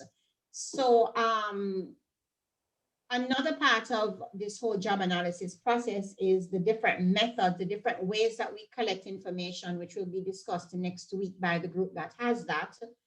The different ways we discuss, we get information, the advantages of that, the disadvantages of those, and so on. All right, so Chantal has raised her hand. Yes, miss, I have a question. Yes, Anna. My question is, I think group 3 would have spoken about internal and external equity. Does it fluctuate? So is it that, like, for example, I know that sometimes when things are in demand, the price would go up, right? And when there's a scarcity, the price would go up, and vice versa. So is it that sometimes the external equity is higher than other times, or it's just always the same? Okay, let me break it down. So we have internal alignment and we have external. So internal alignment is when the organization does the job evaluation, uses the scale, measures each job, gives it a weighting, and then does the regression analysis and decides on what salaries would be accorded to each score. That's internal. So you could say within that organization, everyone is earning according to the value that that job brings to the organization.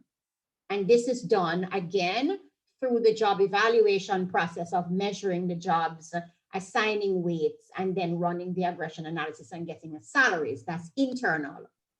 How do we, and what then is external alignment? External is when the company then does a salary survey for similar companies on the outside.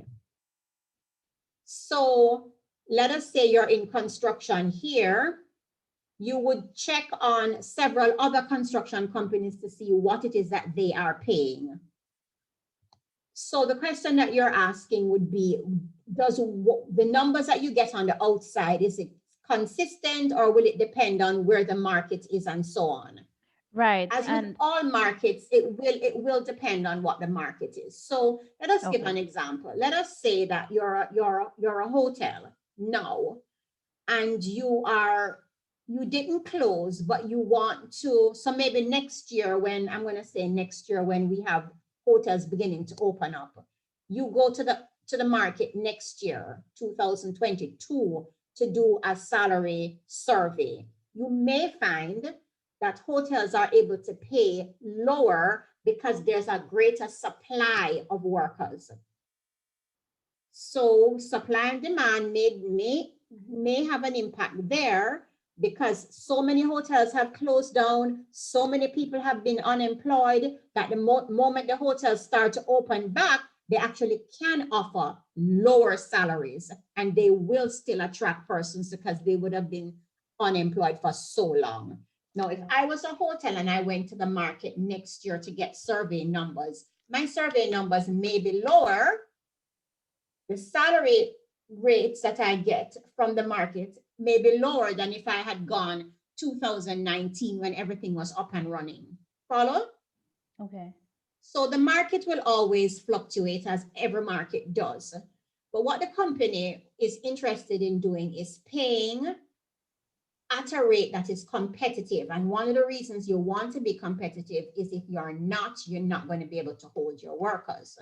So if there's one hotel here that is paying $4,000 at starting jobs and everybody else is paying $8,000, you may find people come, and when they start to look around, they leave. So one of the advantages of external alignment is to ensure that you can not only attract workers, but that you can keep them.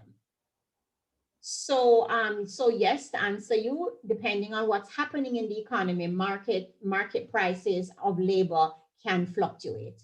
Okay. The reason we have a minimum wage is so that employers will not go below a certain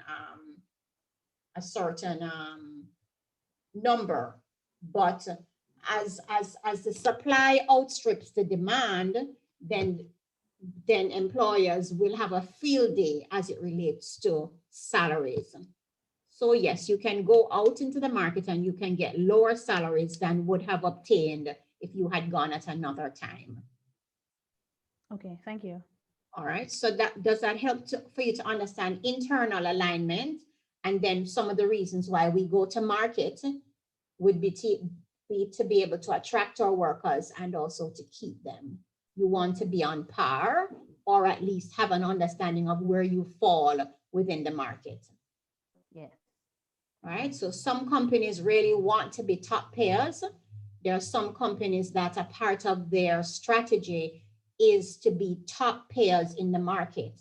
And when that happens, they know that they get back that benefit by being able to get the best of the best of workers, because everybody knows that this particular company is a top paying company. And it's harder to lose the best of your company too. Back in November, I tried to to poach somebody from another company, and even though we tried to tell him that okay, we got information on what he was making, because he told us freely, and we said, all right, we're going to add X on it, and he said no, because my company has a culture that I like, and I have benefits here. So these are some of the things that really hold employees where they are, even if they're not paid what they really would want to. But other things, somebody would have said it also, in intrinsic and extrinsic intrinsic, right? motivations. So some of the times the client will ask that not only do they want a salary number, but they're also interested in a benefits package. So, so for example, I did a company that was doing just their senior managers, and their request for a job, their request for a salary survey was not just salary number, but benefits packages. So they wanted to know if what are companies out there offering their senior managers as benefits. And it was very interesting to me what were some of the perks being offered to senior management in some of the industries, as much as private school fees were offered, university tuition was offered, even international university tuition up to a certain amount. Vacation trips to Europe are offered as compensation. Of course, we know cars are offered, particular levels of luxury vehicles are changed every 2 years, and so on. So there are some serious, interesting also compensation benefits that are offered, and all of these, are offered so that they can keep these talents. So there are other companies that will have homework centers, there are daycare facilities for children. There are companies that will will offer school pickup. So for example, there's a company that I worked with that recognized that between 2 o'clock and 4 o'clock, they were losing productivity because workers were either out picking up children or on the phone arranging pickup. And so the company, one of the recommendations given and utilized was to get a pickup service. It cost the company in one way, but they were able to benefit because productivity was not dipping between those hours of the afternoon. Follow? So compensation packages are really geared towards increasing productivity and being able to also maintain your workforce, because we know how expensive it is for when turnover is particularly high. When turnover is high, we have to retrain, and that's expensive.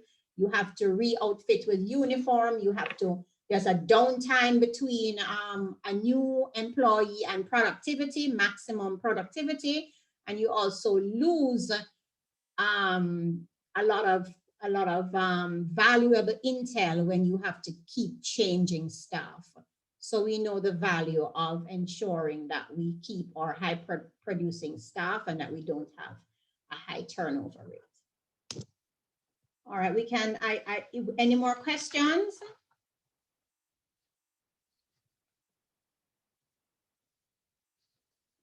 No? Let's remember you said you were going to give group 1 and 2. Right, but group 4 did such a good job. I was actually going to add up some more meat onto the job labor market lecture, but group 4 did a good job. So I found that they covered some of what it is that I had wanted to add in. Miss, is it now that we're in COVID time, is it really best now for us to be conducting, let's say, job analysis when some employers or some organizations, they may say that they're strapped for cash because they're not sure in terms of what the future has. So even if they were doing an exercise, they have to put that on hold, because if they were to complete it, they can't just, I would imagine some of them may not be financially viable to say, all right, let's implement this today, because they're unsure of what the future holds. Right. So is it really good? Because if someone comes to me and say, from the HR side, what is happening with the job reclassification that was done some time ago? Granted, you will not be able to reveal everything to the staff, but you just have to say, okay, probably we do recognize that it's something that is outstanding, but because of the climate that we're operating in, is almost like you're trying to safeguard, so at least you can at least continue paying salaries for staff. Because that's to assume that is to make the assumption that that particular company is being strapped by the pandemic. Please note that there are some companies that are actually doing better during the pandemic. And so, and then of course, government jobs are not necessarily affected heavily, you know. So this is all from a company to a company to a company. But as a consultant out there in the field, I can tell you that the job evaluation and analysis exercises that have been ongoing are still going on. We're just using different medium to garner the information, and companies are still carrying out these exercises. Yes, and eager to get the results, because if there's ever a time for efficiency, it's now. So we find that a lot of companies are still wanting to know, where can we tighten up, and how can we redesign jobs to ensure that we can keep going, and so on and so on. So for those companies that are so inclined, that it will continue. Okay. Yes, Miss, I agree with you on that point, because recognizing also, because I'm aligned with another entity, a not-for-profit, and it became necessary for a job analysis to be done, because we were observing that a number of duties for a particular employee significantly. A number of the interactions she was having with certain entities had reduced, because some of those entities were either closed down or they're totally virtual. So her entire job had to be redesigned, and it had to be scaled down. It even became part-time because it was not feasible. And it's the job analysis that revealed that. And if that wasn't done, then the entity would be losing. Continue to pay for, continue, yes. So, so anytime the landscape changes, as it has changed here now, you do find companies are interested in knowing what's happening. Can we do an analysis on the current landscape, and can we get some tangible recommendations as to how we can move forward? Because I can tell you that even after the pandemic, work will never be the way it was 2 years ago or a year ago. A lot of companies are looking into making employers permanently work from home. A lot of companies are looking at job redesign as it relates to some kinds of repetition in terms of what one was doing and what another was doing and so on. So now is anytime we have these massive landscape changes, you will have companies wanting to know what's happening and how can we operate at a more efficient level. And that's what job analysis affords. When companies merge, there's also a need for job analysis because now you want to know, we have merged, do we have 3 persons doing the same thing? Or do we need to get rid of 2 positions and have 1 carry over these, all these kinds of things. So whenever we have companies, you know, whenever, as I say, whenever there's a landscape change where organizations are closing or merging or having it difficult, they always want to see what does it look like and how can we maximize whatever is happening. So we had somebody present about the BPO sector and was saying that over 80% of workers are now working from home. Who would have thought that the BPO landscape could survive with workers working from home? And the question is, do you think it will go back? Do you think it will go back to the way it was before? Any thoughts on that from anyone who is within that sector?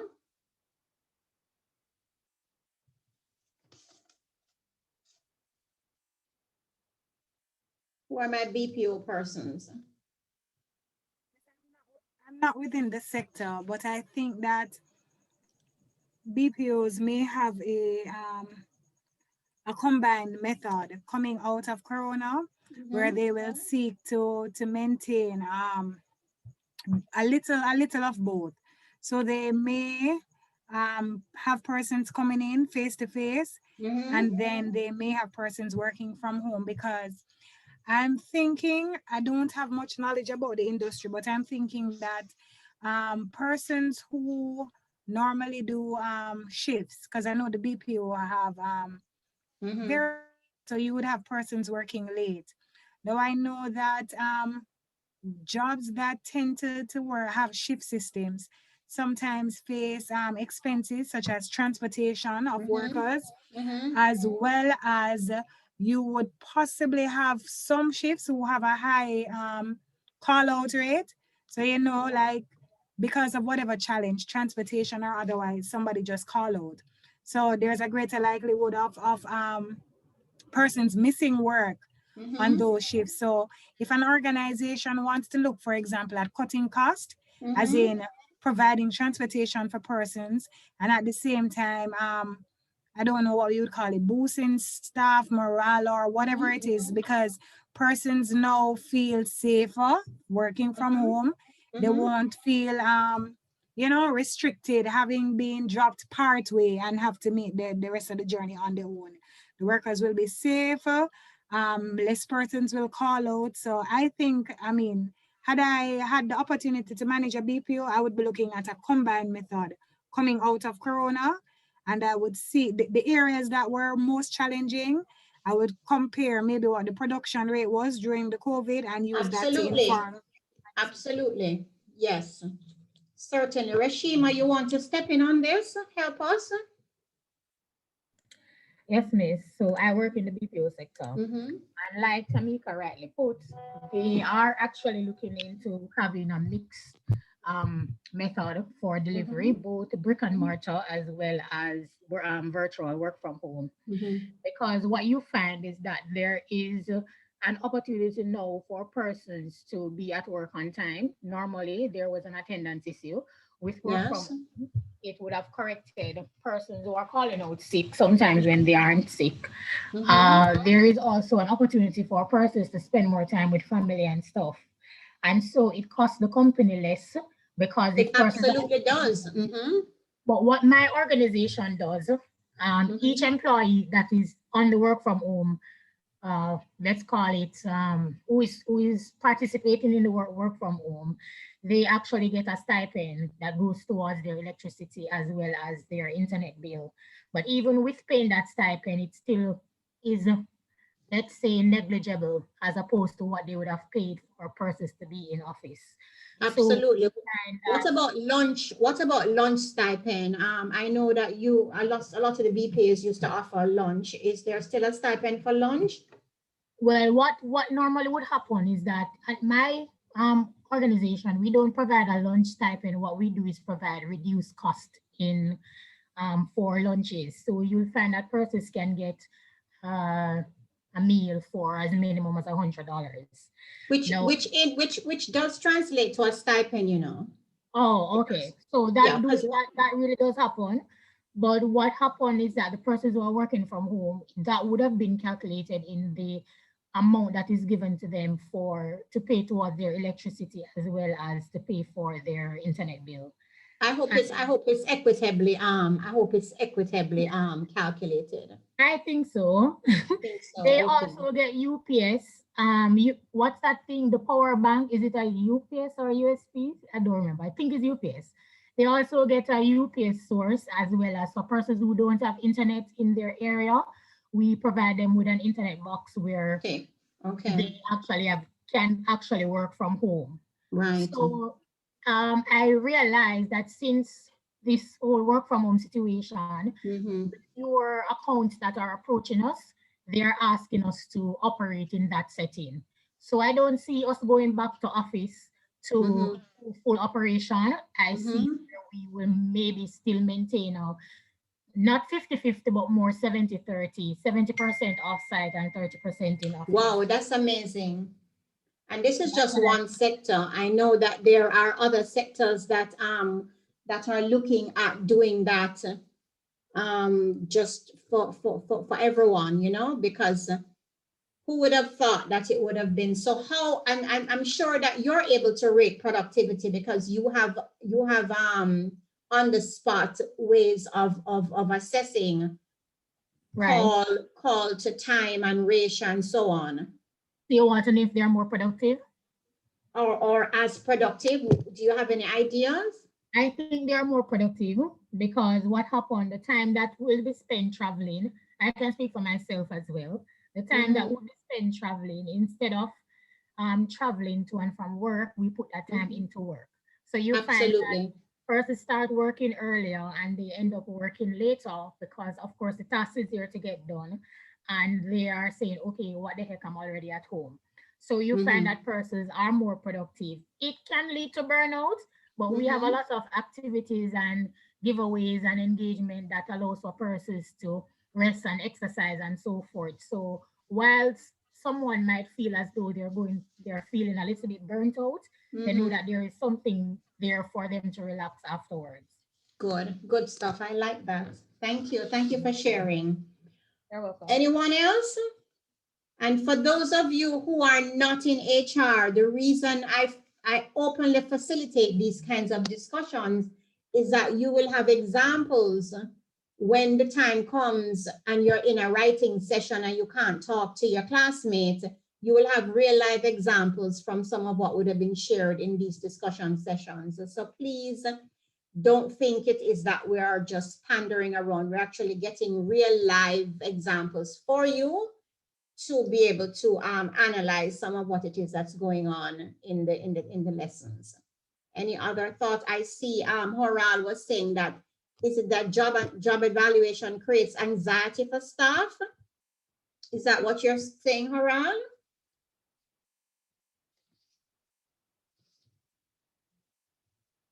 Have you left us? No, I'm still here. What levels of anxiety would you attribute to a job analysis?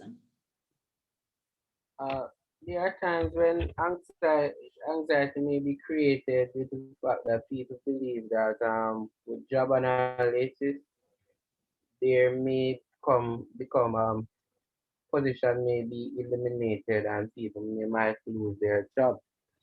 So if there's not sufficient communication in terms of the purpose for the job analysis and the direction within which is intended to go, and some people may become anxious.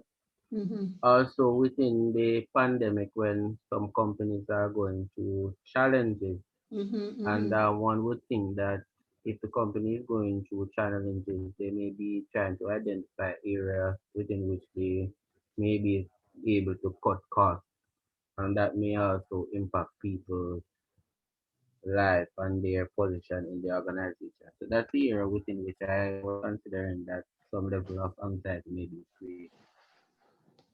Yeah, understand. But with proper sensitization, then we can allay some of the anxieties, and then some of them just cannot be, because as the landscape has changed, companies will have to readjust, and some of that readjustment may actually result in jobs you know, going away and redundancies and so on. So sometimes, not all the times, sometimes we try to allay anxiety with the sensitization meetings and so on, but sometimes it's just what it is. So yes, I understand that. Group 1 and 2 asking if they're going to get their feedback tonight. What I'm going to do as it relates to feedback, I'll give the feedback tomorrow. Next week is our last class, and so I'll leave some time to meet with the groups individually to do feedbacks. Or if we don't get through that, we do as we did with the with the private meetings, where we do organize a Zoom meeting, and I will give each group a thorough feedback, presenter by presenter. So I don't think I had promised that I'd have given it to you tonight. Did I? If I did, I apologize.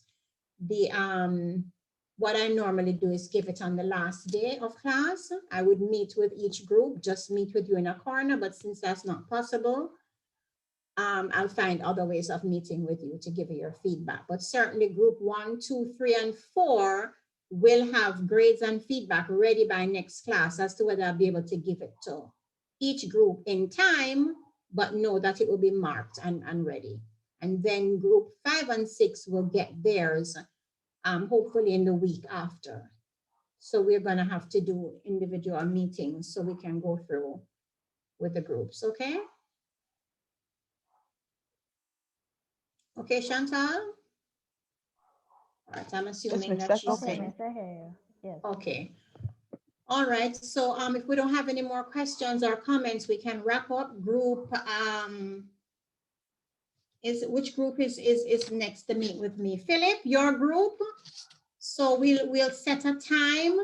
What about the other group? Have I heard from you? Group 6? Hi, Miss. Philip, what group are you in? Group 5? Group 6. Group 5 met with you, Miss. Group 5 met with me already? Yes, we met. Oh, great. So it's just group 6. That's outstanding. Okay, you're ahead of me in my mind right now. Okay, Philip. So whenever you have the time, just let me know. I'll send you an email this evening. Thank you. All right. Awesome. Any other questions or comments? No? All right, so thank you. And I will meet next week, and next week we'll have 2 more groups present. I will do a wrap up, and then I will hopefully, if I don't give you exam update or exam outline, I will send it to you at another time. We're still trying to figure out how we're going to do it in terms of, are you going to have to do it within X amount of time, or are you going to get a day, or are you going to get, so when those decisions are made, then I will decide on how the exam will be set. So last year, there was a case given, and the students were asked to analyze the case and then write out the steps to a job analysis, and then do a job description on a particular position that was mentioned in the case. I believe they got a couple of days, I think, to do that. It was in the middle of the pandemic had just hit, so we had to redo the entire exam. As to what will happen this year, I don't know. So as soon as I know, as it relates to how long you'll get to do the exam, I will advise you. So if it's back to well, normally the exams are 3 hours and you're asked to do 3 questions. So if it's something similar, then we'll go back to doing a question and not a case. But if you're going to get several days, then I may go back to doing a case. Do you understand? And this one question for job analysis and 2 questions for staffing. Okay, Miss. All right. Okay, guys. So thank you. Have a good evening, and we'll meet again next week. Okay, Good presentations so far. Thank yes, you. Miss. Okay. Thank you too. Have a wonderful